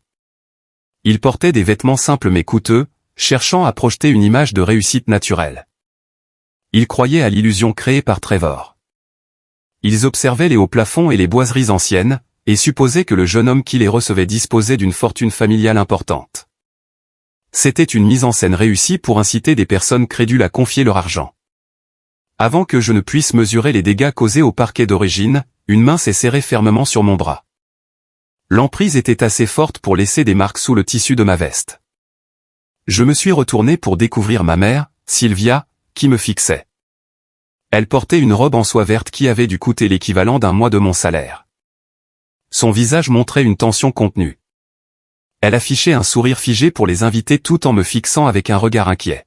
« Tu es en retard » a chuchoté Sylvia, s'approchant pour que sa voix ne soit pas entendue par-dessus la musique. Elle a serré mon bras plus fort, ses ongles s'enfonçant dans ma peau. Souris maintenant, montre-toi coopérative, et ne parle pas à moins qu'on ne t'adresse la parole. Tu es là pour montrer une image unie. Trevor discute avec les dirigeants de la plus importante société d'investissement de la côte ouest. Ne fais rien qui puisse compromettre sa réussite ce soir. J'ai regardé sa main qui serrait ma manche. Sylvia n'avait jamais respecté mes limites physiques. Durant mon enfance, elle m'attrapait souvent le bras pour m'éloigner de mes études, me forçant à assister au dîner sportif de Trevor pour faire partie de son public. Elle pensait que l'intimidation physique pouvait l'emporter sur mon autonomie. Je ne me suis pas dégagé immédiatement. J'ai simplement fixé ses doigts jusqu'à ce qu'elle ressente la froideur de mon regard et finisse par lâcher son emprise, laissant retomber sa main. Avant que Sylvia ne puisse formuler une autre exigence, les invités près de la cheminée se sont écartés. Trevor a remarqué mon arrivée de l'autre côté de la pièce. Il a quitté un groupe d'investisseurs pour s'approcher. Il portait une veste en velours sur mesure sur une chemise blanche et tenait un verre de cristal rempli d'un liquide ambré.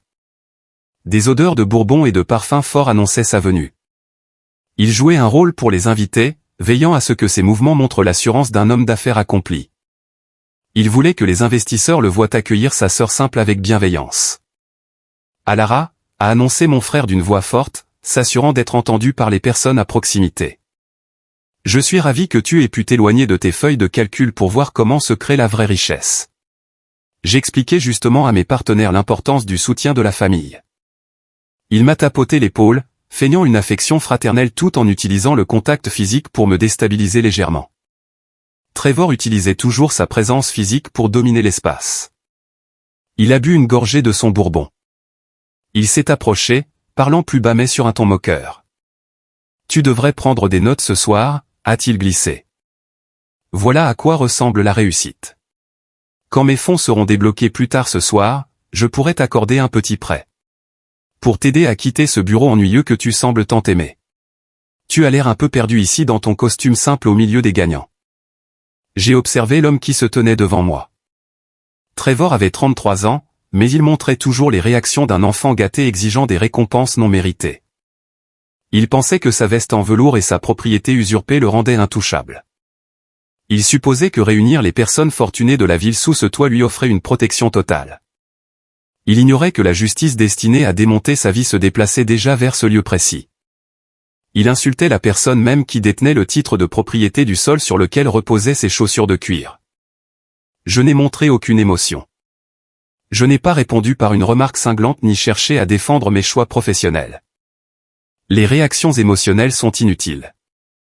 J'ai levé le bras gauche pour regarder ma montre en argent. L'aiguille des secondes avançait régulièrement. L'écran affichait exactement 19h45. Le timing correspondait parfaitement au plan que Mitchell Lawson et moi avions préparé. Il nous restait exactement 15 minutes avant le dénouement. 15 minutes avant que l'illusion ne s'effondre. J'ai baissé le bras et j'ai croisé le regard de mon frère. Mon visage est resté impassible. Je te remercie pour cette proposition, Trevor, ai-je dit, ma voix calme et dépourvue de toute intonation. Profite du moment, a répondu Trevor en souriant, prenant mon calme pour de la soumission. Il pensait que j'étais impressionné par la richesse environnante. Il s'est détourné et a levé son verre pour faire signe à un serveur. Sylvia a laissé échapper un soupir de soulagement, pensant que sa méthode autoritaire avait fonctionné. Ils sont tous deux retournés au centre de la pièce pour poursuivre leur mise en scène. Je me suis retiré dans un coin sombre près du grand escalier en acajou, gardant les yeux fixés sur l'entrée. La musique a repris de plus belle, remplissant l'espace. Les invités continuaient de boire, et l'instigateur de cette mise en scène se préparait à prononcer le discours le plus important de sa carrière d'imposteur. J'ai croisé les mains et j'ai observé la porte, attendant l'arrivée inévitable des forces de l'ordre. Les 15 minutes restantes se sont étirées dans une attente calme. Je me tenais près du renfoncement sombre du couloir, buvant un verre d'eau gazeuse. J'analysais la pièce non comme la maison de mon enfance, mais comme un espace fragile reposant sur une faille majeure. Les invités représentaient le milieu de la technologie de Seattle. C'étaient des personnes qui géraient d'importants portefeuilles financiers. Ils se réunissaient autour de la cheminée en observant Trevor d'un œil critique. Dans leur secteur, un entrepreneur travaillant depuis un appartement loué représentait un risque. Mais un fondateur disposant d'un domaine historique de plusieurs millions de dollars apparaissait comme un visionnaire digne de confiance. Trevor s'intégrait facilement dans ce milieu. Il copiait leurs attitudes, utilisait leur vocabulaire et déployait son charme pour masquer son manque de compétences techniques. Il leur vendait une histoire de réussite inévitable. J'ai vu un investisseur acquiescer alors que Trevor désignait les hauts plafonds en décrivant un projet d'expansion de logiciels. L'investisseur mesurait la valeur du projet à l'espace important de la propriété usurpée. La mise en scène fonctionnait comme Trevor l'avait prévu. Il était sur le point d'obtenir des promesses de financement qui allaient remplir ses comptes vides. De l'autre côté de la pièce, sa femme Jessica s'occupait de sa propre mise en scène. Elle avait demandé à 2 serveurs de libérer un espace près du grand escalier. Elle y avait installé un grand trépied et fixé son téléphone. Elle y avait joint un anneau lumineux pour s'assurer d'être bien éclairée pour son public numérique. Jessica vivait pour les réseaux sociaux, considérant les abonnés et les mentions j'aime comme les seules mesures de valeur. Ce soir était son moment de réussite. Elle s'apprêtait à diffuser le discours de son mari devant des milliers de personnes. Elle a ajusté sa posture, vérifiant son image sur l'écran avant de lancer la diffusion en direct. Le nombre de spectateurs a commencé à augmenter rapidement à mesure que ses abonnés se connectaient pour assister à cette démonstration de richesse. Elle ignorait qu'elle installait un appareil pour enregistrer leur propre ruine juridique. À exactement 20 heures, le DJ a baissé la musique de fond pour la remplacer par un fond sonore discret.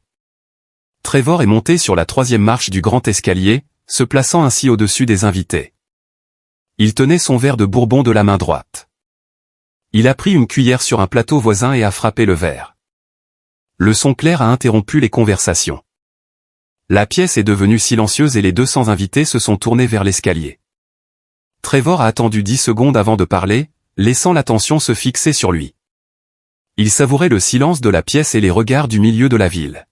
« Je vous remercie tous d'être venus ce soir », a annoncé Trevor, sa voix forte empreinte d'une assurance tranquille. Il a ouvert les bras, désignant l'ensemble du hall. Bienvenue au nouveau siège officiel d'Apex Innovation. Des applaudissements polis ont salué ses paroles. Les investisseurs ont souri et levé leurs verres. Je suis resté immobile dans l'ombre, observant les expressions de son visage. Son ego était à son maximum, se nourrissant de l'attention de la pièce. Il appréciait l'énergie des invités, tirant sa force de leur croyance en sa réalité inventée. On dit que la réussite dans notre secteur repose sur des fondations solides, a continué Trevor d'une voix plus posée. Il a posé la main sur la rampe en chêne, cette rampe que mon père avait passé 3 semaines à restaurer à la main durant mon année de lycée.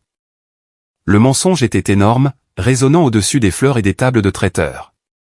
Il évoquait la mémoire d'un homme mort avec le regret des échecs répétés de son fils. Mon père avait passé ces derniers mois à consigner les dépenses de Trevor et à prendre des dispositions juridiques pour qu'il ne puisse jamais disposer de cette propriété. Pourtant, Trevor réécrivait l'histoire sur le moment, se présentant comme l'héritier choisi pour un grand projet. Il inventait une relation de confiance et de vision partagée, effaçant la réalité des derniers mois de mon père. J'ai regardé ma mère au milieu de la pièce. Sylvia se tenait près des invités, un mouchoir à la main. Des larmes de joie coulaient sur son visage soigné. Elle regardait son fils avec une admiration totale. Pour Sylvia, ce discours validait sa vision du monde. Elle avait passé 30 ans à protéger Trevor des conséquences de ses actes, affirmant à chacun que son comportement était simplement le fait d'un esprit supérieur incompris. L'entendre s'adresser à un parterre de personnes fortunées confirmait toutes les excuses qu'elle avait inventées pour lui. Elle était captivée par sa prestation, ignorant la fragilité de cette illusion. Les investisseurs approuvaient ses paroles, échangeant sur la solidité de ses garanties immobilières et sur son attachement aux valeurs familiales. Un responsable d'une entreprise réputée du centre-ville a fait un signe d'approbation à son collaborateur. Il croyait pleinement à cette histoire. Le piège fonctionnait parfaitement. Les investisseurs étaient convaincus, le public était attentif et la diffusion transmettait ses propos à un public en ligne. Jessica se tenait fièrement à côté du trépied, veillant à ce que la caméra montre l'ensemble des invités. « Nous sommes à l'aube d'une ère nouvelle », a déclaré Trevor, haussant le ton. Le financement que nous obtenons ce soir va transformer notre activité. Nous allons modifier le marché, redéfinir les règles du commerce numérique et bâtir une plateforme qui changera les choses. Nous avons l'équipe. Nous avons la vision. Et comme vous le voyez, nous avons les fondations nécessaires. Il a monté une marche supplémentaire, se plaçant encore plus haut. Il était porté par sa propre illusion, se croyant au-dessus des règles et persuadé d'avoir une fois de plus contourné le système. Il a levé son verre vers le lustre. À l'avenir, a crié Trevor, sa voix résonnant sous le plafond. À l'avenir, a répondu l'assemblée en chœur. Les 200 verres se sont levés en même temps, saluant un roi sans couronne. Le moment était intense, figeant la pièce dans un instant de triomphe. Et puis, comme prévu, les lourdes portes en chêne se sont ouvertes brusquement. L'entrée n'a pas été discrète. Les lourdes portes de chêne se sont ouvertes à la volée, venant frapper les murs intérieurs avec un bruit sourd qui a fait vibrer le parquet. L'air frais de la nuit s'est engouffré dans le hall chaud, apportant une odeur de pluie et de terre humide dans une pièce qui sentait le parfum et les plats de traiteur.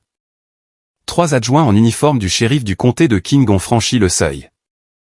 Leurs bottes de service laissaient des traces d'humidité sur le parquet que mon père avait ciré à la main. Le son des radios à l'épaule des policiers a brisé le silence soudain de la pièce. Les policiers se sont déplacés avec calme, s'installant près de l'entrée. Ils n'ont pas crié, n'ont pas sorti leurs armes, mais leur seule présence montrait une autorité qui a immédiatement mis fin à l'ambiance de fête. Derrière les policiers est entré Mitchell Lawson. L'avocat portait une mallette en cuir et un costume sombre qui semblait absorber la lumière des lustres. Son visage restait impassible. Il a observé la pièce avec le détachement d'un professionnel venu régler une situation précise. Il n'a pas paru impressionné par les coupes de champagne ou les tables de traiteur. Pour lui, cette réception n'était qu'une suite de dégradations et de responsabilités engagées. Les invités se sont écartés immédiatement. Les investisseurs et les créateurs d'entreprises qui applaudissaient quelques secondes plus tôt ont reculé, laissant un grand espace libre entre eux et les policiers. Dans le milieu des affaires, se trouver à proximité des forces de l'ordre pendant une présentation financière est préjudiciable. Ils se sont retirés vers les bords de la pièce, observant alternativement les adjoints et l'homme sur l'escalier. Trevor est resté figé sur sa marche. Le sourire de réussite qu'il affichait a disparu, remplacé par une expression de surprise totale. Son bras droit, qui tenait encore son verre pour le toast, s'est mis à trembler. Il a lentement baissé la main, le liquide frôlant le bord du verre. Il a cligné des yeux, essayant de comprendre cette intervention au milieu de sa pendaison de crémaillère. Son esprit peinait à faire le lien entre sa version des faits et la présence de la loi. « Je vous demande pardon, qu'est-ce que c'est ?» a demandé Trevor, sa voix faiblissant avant qu'il ne tente de la raffermir. Il s'est rappelé que le téléphone de Jessica enregistrait toujours la diffusion en direct. Il devait montrer qu'il maîtrisait la situation pour son public numérique. C'est un événement professionnel privé sur invitation. Vous ne pouvez pas entrer ainsi. Nous avons des responsables importants présents ici. Le policier en tête s'est avancé, ignorant la tentative de Trevor de s'imposer. L'officier a posé la main sur son seron de service, montrant une indifférence habituelle face aux personnes présentes. Il a levé les yeux vers l'escalier, observant la veste en velours de Trevor. « Nous cherchons Trevor Vespé », a déclaré l'adjoint d'une voix calme et forte qui a résonné sous les hauts plafonds. Avant que Trevor ne puisse répondre, Sylvia est intervenue. Ma mère s'est frayé un chemin à travers les invités qui reculaient, sa robe de soie verte bruissant dans le calme revenu. Sylvia avait l'habitude d'utiliser la situation financière de son défunt mari pour s'éviter toute responsabilité. Elle avait l'habitude de hausser le ton face au personnel de service, de s'en prendre aux gérants de restaurants et de menacer de contacter la direction au moindre contretemps. Elle pensait que sa situation sociale la dispensait de suivre les règles communes. « Comment osez-vous interrompre l'événement de mon fils ?» a crié Sylvia, le visage rougi par la colère. Elle s'est placée entre les policiers et l'escalier, protégeant son fils de sa présence. « Savez-vous seulement qui nous sommes ? Je suis la veuve de David Vespé. C'est un quartier résidentiel sécurisé. Vous perturbez une réunion professionnelle importante. J'exige de parler immédiatement à votre responsable. Je signalerai ce manque de respect à votre hiérarchie. » L'adjoint n'a pas bougé. Il n'a pas pris sa radio ni présenté d'excuses. Il a simplement regardé Sylvia avec la patience d'un homme habitué aux réactions de ce genre. Il s'apprêtait à répondre, mais Mitchell Lawson est intervenu, se plaçant au milieu du hall et attirant l'attention de l'assemblée. Mitchell a ignoré Sylvia, refusant de répondre à ses demandes ou de valider sa présence. Il s'est adressé uniquement à l'homme sur l'escalier. Il a ouvert les attaches métalliques de sa mallette, le bruit résonnant nettement dans la pièce tendue. Il en a sorti une pile de documents officiels portant le sceau bleu de la Cour supérieure du comté de King. Trevor Vespey, a annoncé Mitchell d'une voix qui s'est fait entendre sans qu'il ait besoin de crier. Vous occupez actuellement une propriété privée sans autorisation. Ces mots ont jeté un froid dans la pièce. Les investisseurs ont échangé des regards inquiets. Le terme de violation de propriété était préoccupant. Il suggérait un accès non autorisé, une effraction et une absence de droit de propriété. C'était l'opposé de la fortune familiale et des garanties immobilières que Trevor venait de mettre en avant pour obtenir leurs fonds. Nous sommes ici pour exécuter une injonction d'urgence du tribunal et une ordonnance d'expulsion immédiate, a continué Mitchell en montrant les documents à l'assistance. La propriétaire légitime de ce domaine fait valoir son droit de vous faire quitter les lieux. Vous ne disposez d'aucun bail, d'aucun titre et d'aucune autorisation pour occuper cette maison. Les murmures des invités sont devenus des discussions animées. L'image soignée d'Apex Innovation se défaisait devant tout le monde.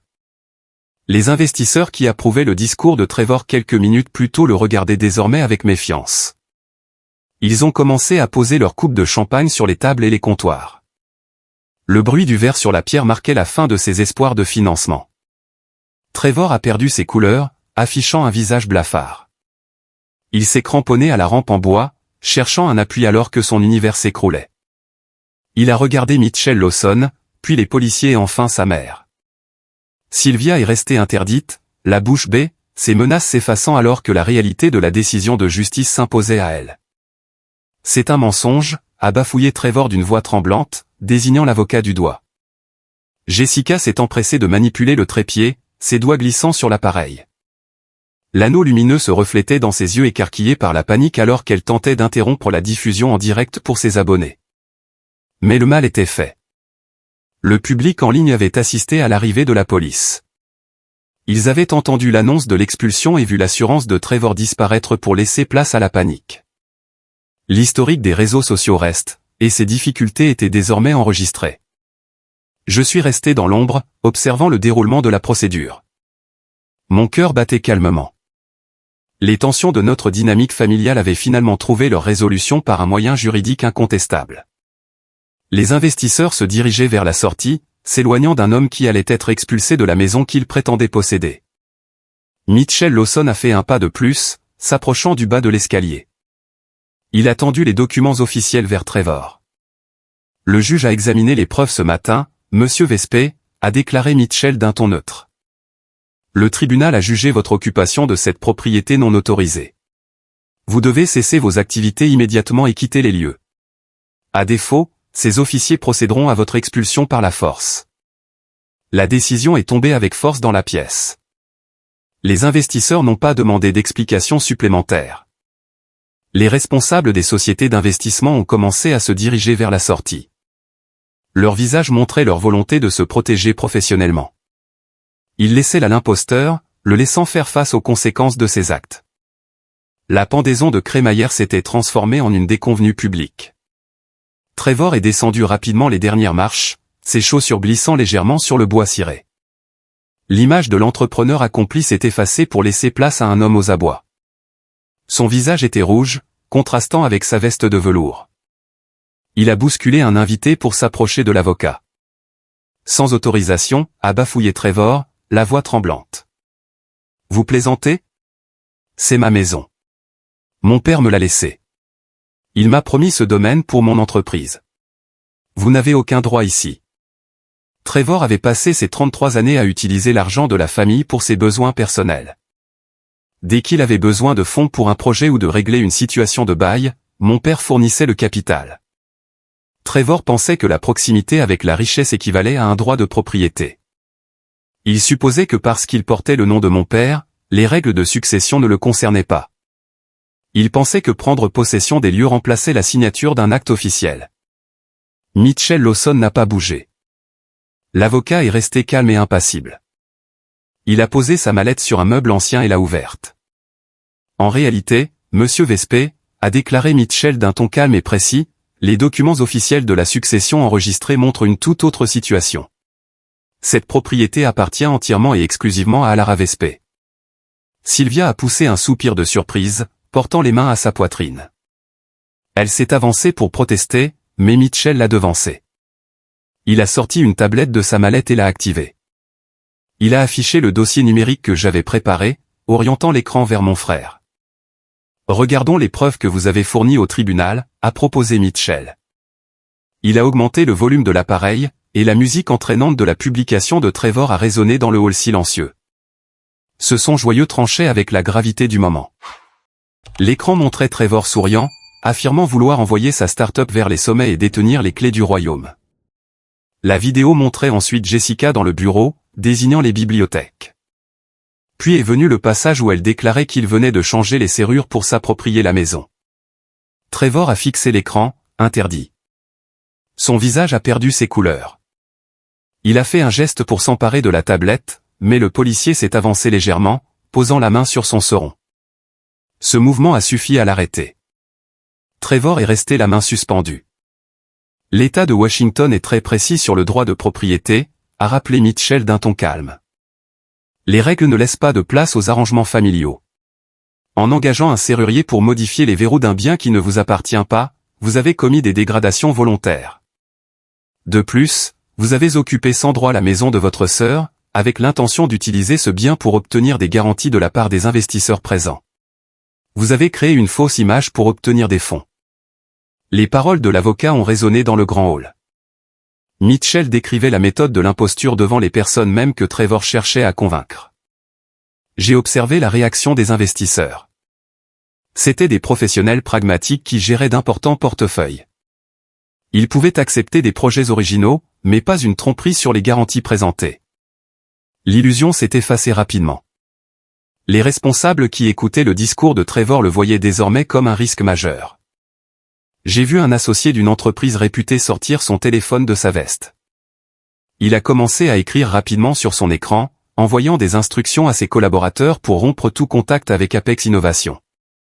En quelques instants, d'autres téléphones se sont allumés dans la pièce. Les investisseurs contactaient leurs équipes pour se désengager du projet.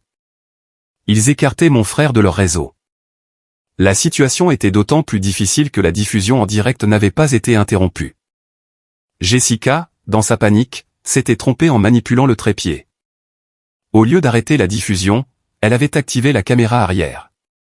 L'objectif filmait la confrontation, montrant Mitchell Lawson présentant les documents et les policiers sécurisant l'entrée.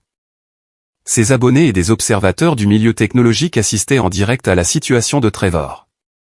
Les publications qu'il avait créées pour se mettre en valeur montraient désormais sa chute. Sylvia a compris la gravité de la situation avant son fils. Elle a vu les investisseurs se diriger vers la sortie. Elle a attrapé le bras de Trevor, le secouant pour le faire réagir. « Fais quelque chose, Trevor » a-t-elle murmuré, la voix tremblante. « Appelle tes avocats. Règle ça tout de suite. » Mais Trevor ne disposait d'aucun conseil capable de contester une décision de justice. Il n'avait aucun moyen d'action ni de défense. Les soutiens sur lesquels il avait compté toute sa vie n'existaient plus, le laissant face à ses responsabilités. Sa respiration est devenue rapide. Il a regardé les policiers prêts à faire exécuter l'expulsion, puis ses yeux ont parcouru la pièce. Il cherchait quelqu'un sur qui rejeter la faute. Il cherchait la sœur soumise qu'il pensait pouvoir utiliser pour régler ses difficultés. Son regard a quitté la cheminée et les tables de traiteur pour se fixer sur le coin sombre près de l'escalier. Il a remarqué mon costume bleu marine et mon visage impassible. Son regard montrait sa détresse. Il ne voyait pas une personne qui avait organisé sa chute, mais simplement la sœur qu'il pensait pouvoir manipuler. « Alara » a-t-il crié, sa voix résonnant contre les boiseries. La panique dans sa voix montrait qu'il avait perdu son assurance. « Dis-leur de partir. Dis-leur que c'est un problème de famille. Dis-leur que c'est un malentendu. » Il a tendu une main tremblante vers moi, me demandant d'intervenir. Il voulait que je monte au policier et que je sacrifie mon héritage pour protéger son image. Il s'attendait à ce que je me plie à ses exigences pour préserver la paix de la famille. Toute l'assistance s'est tournée vers le coin sombre où je me tenais, observant ma réaction. Les investisseurs, les policiers et ma mère attendaient de voir ce que ferait la sœur face au fils prodige. Je suis resté immobile, mesurant l'importance du moment. Le piège s'était refermé, et il ne restait plus que ma réponse. Je suis sorti de l'ombre pour m'avancer vers le milieu du hall. Le bruit de mes talons sur le parquet marquait le silence de la pièce. Les regards se sont fixés sur moi. Trevor me regardait avec l'espoir que je réagisse comme par le passé. Toute sa vie, il avait considéré ma coopération comme acquise. Il s'attendait à ce que je le protège face aux policiers comme je corrigeais ses devoirs de lycée pour qu'il puisse faire du sport le week-end. Je me suis arrêté à quelques pas de l'escalier. Je n'ai pas haussé le ton. Je n'ai pas montré de tristesse. J'ai simplement regardé ce frère qui m'avait toujours ignoré. Ce n'est pas un problème de famille, Trevor, ai-je dit d'une voix calme qui s'est fait entendre de tous. C'est un délit. Tu as exactement 30 minutes pour rassembler tes affaires et quitter ma maison. Trevor a reculé comme s'il avait reçu un coup. L'espoir a disparu de son visage, laissant place à la surprise. Il n'a pas trouvé de mots. Avant que le silence ne s'installe, Sylvia s'est avancée. Elle a contourné le policier pour s'approcher de moi. Des larmes de colère coulaient sur son visage soigné, altérant son maquillage. « Espèce de monstre ingrate !» a-t-elle crié, la voix tremblante de colère. « Tu détruis sa vie. Il a besoin de ce financement. Donne-lui la maison. » Ma mère avait passé 30 ans à organiser la vie de la famille. Elle pensait que les biens des femmes de la famille devaient servir à la réussite des hommes. Quand j'avais reçu ma première prime professionnelle, elle avait exigé que je l'utilise pour payer les dettes de Trevor. J'avais refusé, et je maintenais ma position aujourd'hui. En la regardant, j'ai senti les derniers liens familiaux se dissoudre. La culpabilité qui guidait mes choix s'est effacée, laissant place à une certitude froide. J'ai regardé ma mère dans les yeux. Je ne détruis pas sa vie, Sylvia, ai-je dit calmement. Il l'a détruite lui-même en choisissant de s'approprier ce qui ne lui appartient pas. On ne peut pas prendre ce qui est à autrui. Le policier s'est placé entre nous, utilisant sa stature pour empêcher Sylvia de s'approcher davantage. Il a posé la main sur sa radio et s'est adressé à mon frère. « Vous avez entendu la propriétaire, Monsieur Vespé », a déclaré l'officier d'un ton ferme. « Le temps presse. Votre femme et vous devez rassembler vos affaires. Si vous n'avez pas quitté les lieux dans 29 minutes, nous procéderons à votre expulsion par la force, et vous partirez menottée. » À l'étage, Jessica a laissé échapper un sanglot. Elle comprenait enfin la gravité de la situation. La diffusion en direct sur son téléphone montrait toute la scène en ligne. Elle s'est empressée de retirer l'appareil du trépied, ses mains tremblant au point qu'elle a fait tomber l'anneau lumineux sur les marches. Le métal a résonné sur le bois. Elle s'est retournée pour courir vers la chambre, pressée de ranger ses affaires dans ses bagages. Trevor a regardé l'anneau lumineux à terre. L'attitude du fondateur d'entreprise avait disparu. Il a regardé les policiers, puis Mitchell Lawson. Comprenant qu'il n'avait pas d'autre choix, il s'est détourné pour monter les marches. Ses épaules étaient affaissées, marquant sa défaite. Le bruit de ses pas sur le bois montrait son abattement. Le départ des hôtes a marqué la fin de la soirée. Les invités du milieu de la technologie n'ont pas attendu qu'on les prie de partir. Les investisseurs savent repérer les projets en difficulté et s'en écarter rapidement. L'un après l'autre, ils se sont dirigés vers la sortie. Un investisseur a posé sa coupe de champagne sur une table, a boutonné son manteau et est parti sans un mot. Ses confrères l'ont imité, s'éloignant de la maison. Les invités ont récupéré leurs affaires à l'entrée sans regarder Sylvia. Ils laissaient là les plats et les verres. Le bruit des coupes posées marquait leur départ. Ils étaient venus pour soutenir un projet d'envergure, ils repartaient face à une imposture. Même le personnel de service a compris que l'événement était terminé. Le DJ a éteint son matériel et a commencé à ranger ses câbles dans des bacs en plastique. Les traiteurs se sont retirés en cuisine, rangeant les plats non consommés. L'odeur de nourriture s'est dissipée, remplacée par l'air frais de la nuit entrant par la porte restée ouverte. Sylvia se tenait au milieu du hall, regardant les investisseurs partir. Elle a tenté de retenir l'un d'eux. « Je vous en prie, attendez », a-t-elle demandé, la voix faible. C'est un simple malentendu juridique temporaire. Trevor contactera votre bureau lundi. L'intéressé n'a pas ralenti le pas. Il l'a contourné comme un simple obstacle et a disparu dans la nuit. Je me tenais près de l'entrée, observant le départ des invités. Dehors, les voituriers s'activaient pour restituer les véhicules aux personnes qui partaient en nombre. Les phares des voitures éclairaient brièvement les fenêtres sombres de la maison, projetant de grandes ombres sur les murs du hall. Mitchell Lawson s'est approché de moi, fermant sa mallette. Il a observé les derniers départs. Ils réagissent rapidement quand ils sentent une difficulté, a noté l'avocat à voix basse. Votre frère ne trouvera plus aucun soutien dans cette ville. Le milieu des affaires n'accepte pas ce genre de situation. Le policier a regardé sa montre de service. Encore 20 minutes, a-t-il annoncé d'une voix forte pour être entendu à l'étage. Sylvia s'est assise sur une banquette près de l'entrée, cachant son visage dans ses mains. Sa robe verte semblait décalée dans la réalité de cette expulsion. Elle pleurait, regrettant la fin de l'image qu'elle avait entretenue pendant 30 ans. Elle regrettait la réussite qu'elle pensait obtenir à travers Trevor. Je n'ai pas éprouvé de pitié pour ses larmes. La pitié nécessite un respect mutuel, et ce respect avait disparu bien avant le décès de mon père.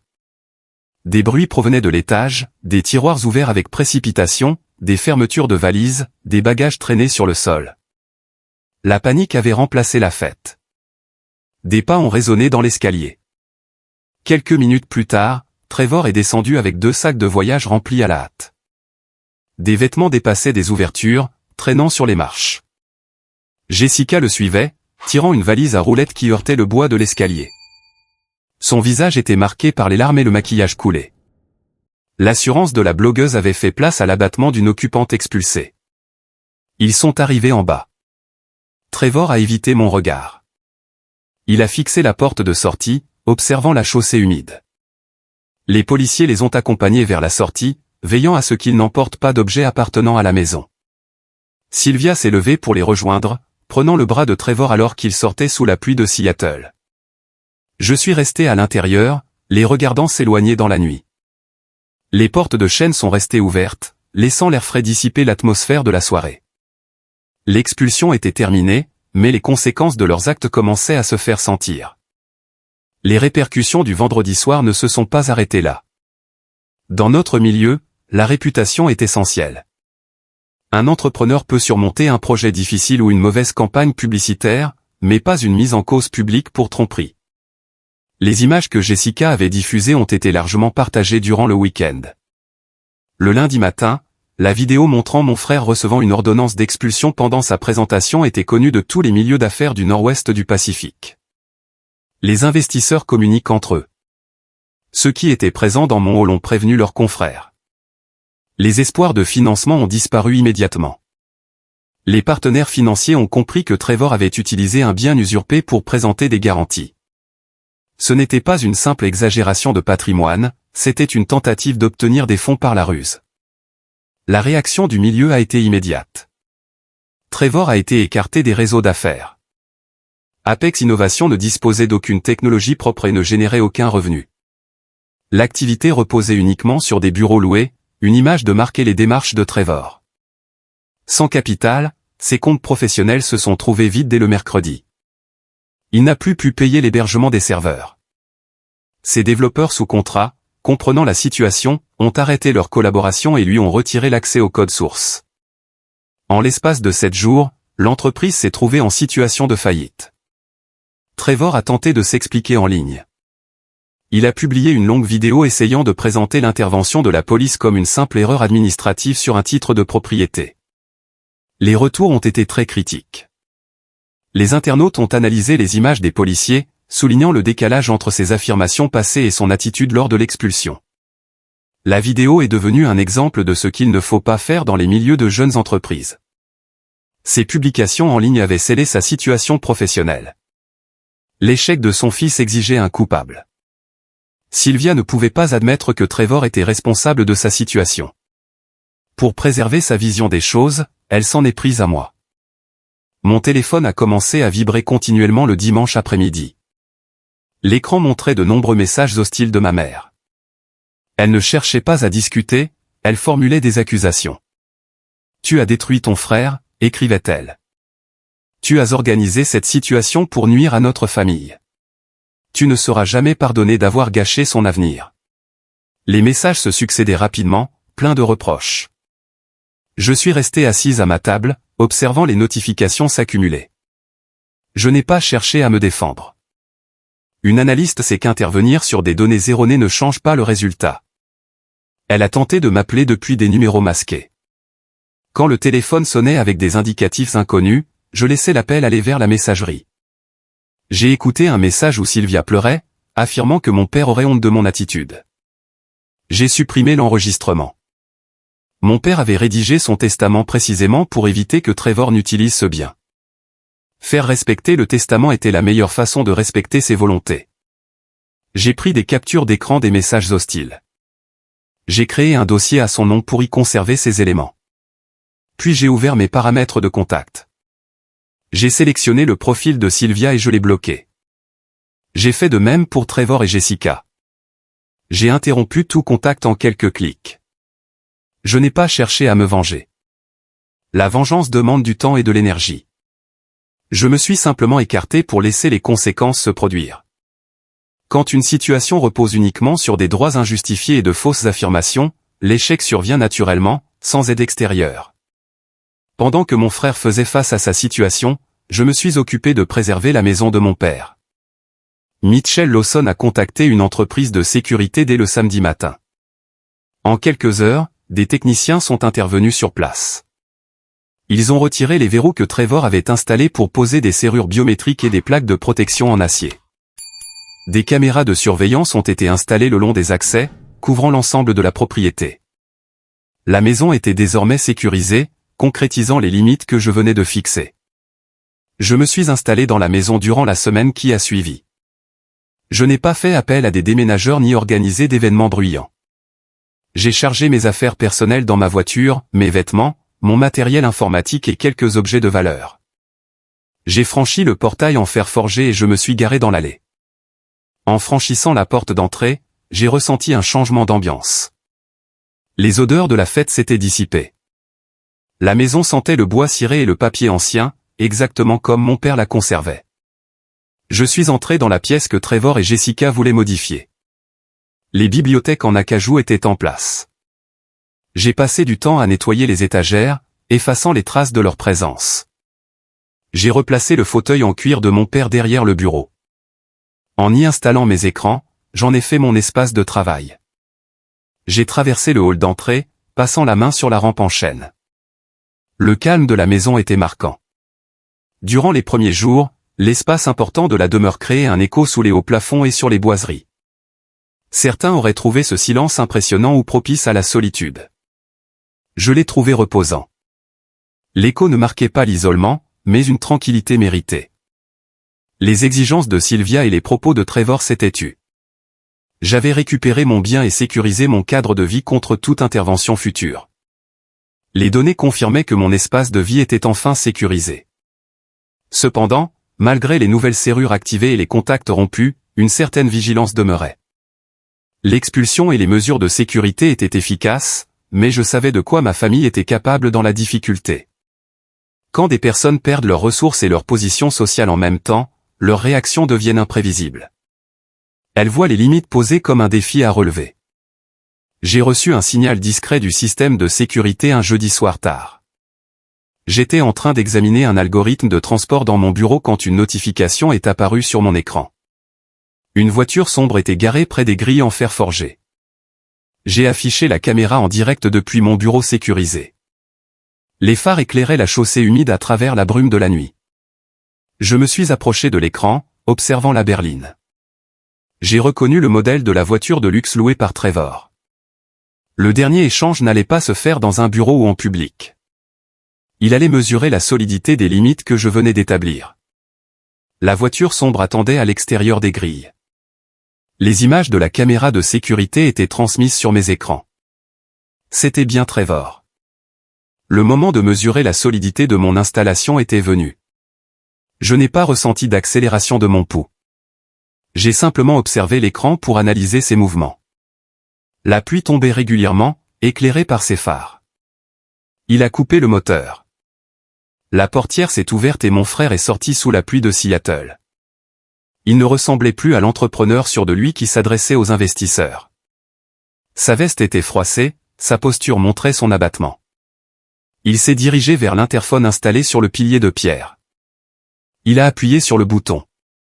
La sonnerie a retenti dans mon bureau. J'ai laissé sonner. Il a appuyé à nouveau, posant le front contre le boîtier métallique. J'ai activé l'interphone. Déclarez l'objet de votre présence, ai-je dit, ma voix diffusée par le haut-parleur extérieur sur un ton neutre et ferme. Trevor a eu un mouvement de recul. Alara, a-t-il dit d'une voix qui mêlait arrogance et détresse. Tu dois me laisser entrer. Nous devons parler. La banque a bloqué mes comptes. Jessica est partie chez ses parents. Je n'ai nulle part où aller. Tu me dois une explication. J'ai analysé ses propos. Il utilisait une méthode de manipulation classique, cherchant à susciter la pitié pour contourner une limite juridique. Vous vous trompez, ai-je répondu, observant son image sur mon écran. Je ne vous dois rien. La décision de justice vous interdit de vous approcher de cette propriété. Vous ne respectez pas l'ordonnance. S'il te plaît, a-t-il insisté, essuyant l'eau sur son visage. Nous sommes de la même famille. Tu ne peux pas laisser ton frère à la rue. Maman ne répond plus à mes appels parce qu'elle me tient pour responsable de la situation. Il ne me reste que toi. Je demande simplement à occuper la maison d'amis pendant quelques semaines, le temps de trouver des fonds. Vos financements n'existent pas, Trevor, ai-je rappelé, écartant toute ambiguïté. Votre entreprise est en faillite. Votre réputation professionnelle est compromise. Vous êtes responsable de votre situation en ayant tenté de vous approprier un bien qui ne vous appartient pas. Vous laisser entrer dans ce domaine présenterait un risque opérationnel important. Je vous accorde exactement 60 secondes pour rejoindre votre véhicule et partir. À défaut, je contacterai les services du shérif pour faire respecter l'interdiction de paraître. Il a regardé l'objectif de la caméra. Son attitude de détresse a disparu, laissant place à la rancœur qu'il éprouvait depuis des années. Tu es froide et calculatrice, a-t-il craché, la voix dure. Tu as tout organisé. Tu voulais ma chute. Je n'ai pas organisé votre chute, ai-je corrigé. Je me suis simplement écarté. Vos 60 secondes s'écoulent. Trevor est resté sous la pluie encore 10 secondes, observant les piliers de pierre à la recherche d'une ouverture qui n'existait pas. Comprenant que les grilles resteraient fermées, il a rejoint sa voiture. Il a démarré, fait demi-tour et est parti dans la brume. J'ai observé les phares s'éloigner jusqu'à disparaître. J'ai coupé l'interphone et je me suis remise à mon travail. L'accès était sécurisé. La situation était réglée. Cela fait maintenant 6 mois depuis ce vendredi soir. Les saisons ont changé et la pluie d'hiver a fait place au ciel dégagé de l'été de Seattle. Je travaille toujours comme analyste, identifiant les risques opérationnels et optimisant les processus pour les entreprises. Mes activités professionnelles sont inchangées, mais mon cadre de vie est transformé. Je ne me rends plus dans un bureau du centre-ville. Je réalise mes analyses depuis le bureau lumineux de la maison que mon père m'a confié. La maison présente une toute autre ambiance aujourd'hui. Durant les premières semaines, j'ai entrepris des travaux d'aménagement. L'objectif était de faire disparaître les marques du passé pour créer un espace qui me corresponde. J'ai fait retirer les lourdes draperies qui masquaient la lumière. J'ai remplacé les meubles anciens et sombres du salon par des éléments aux lignes simples et modernes. L'espace est plus clair. L'air circule librement, libéré des soucis de représentation de Sylvia ou de l'arrogance de Trevor. J'ai installé mes propres tableaux sur les murs clairs, choisissant des motifs géométriques et des paysages qui apportent un sentiment d'ordre et de calme. Les boiseries d'origine en chêne sont préservées, respectant le travail de mon père, mais la maison n'est plus le théâtre des tensions familiales. C'est un espace préservé, fondé sur le travail et le respect des limites de chacun. J'ai appliqué les mêmes méthodes que pour les réseaux de transport à ma propre vie. J'ai identifié les éléments perturbateurs, à savoir Sylvia et Trevor, et je les ai écartés. Le résultat a été bénéfique. Libéré de leurs difficultés continuelles, ma capacité de travail s'est trouvée accrue. J'ai obtenu une promotion dans mon entreprise et j'ai commencé à conseiller des clients à l'international. L'énergie que j'utilisais auparavant pour me faire discrète sert désormais à développer mes activités. Ce changement a été riche d'enseignements. Durant ces 6 mois, j'ai pu observer les comportements avec le recul nécessaire. J'ai appris que la famille ne se limite pas au lien du sang. La biologie indique simplement un point de départ. Elle ne garantit pas la loyauté, le respect ou l'affection réelle. La véritable famille se compose de personnes qui respectent vos limites et saluent votre autonomie.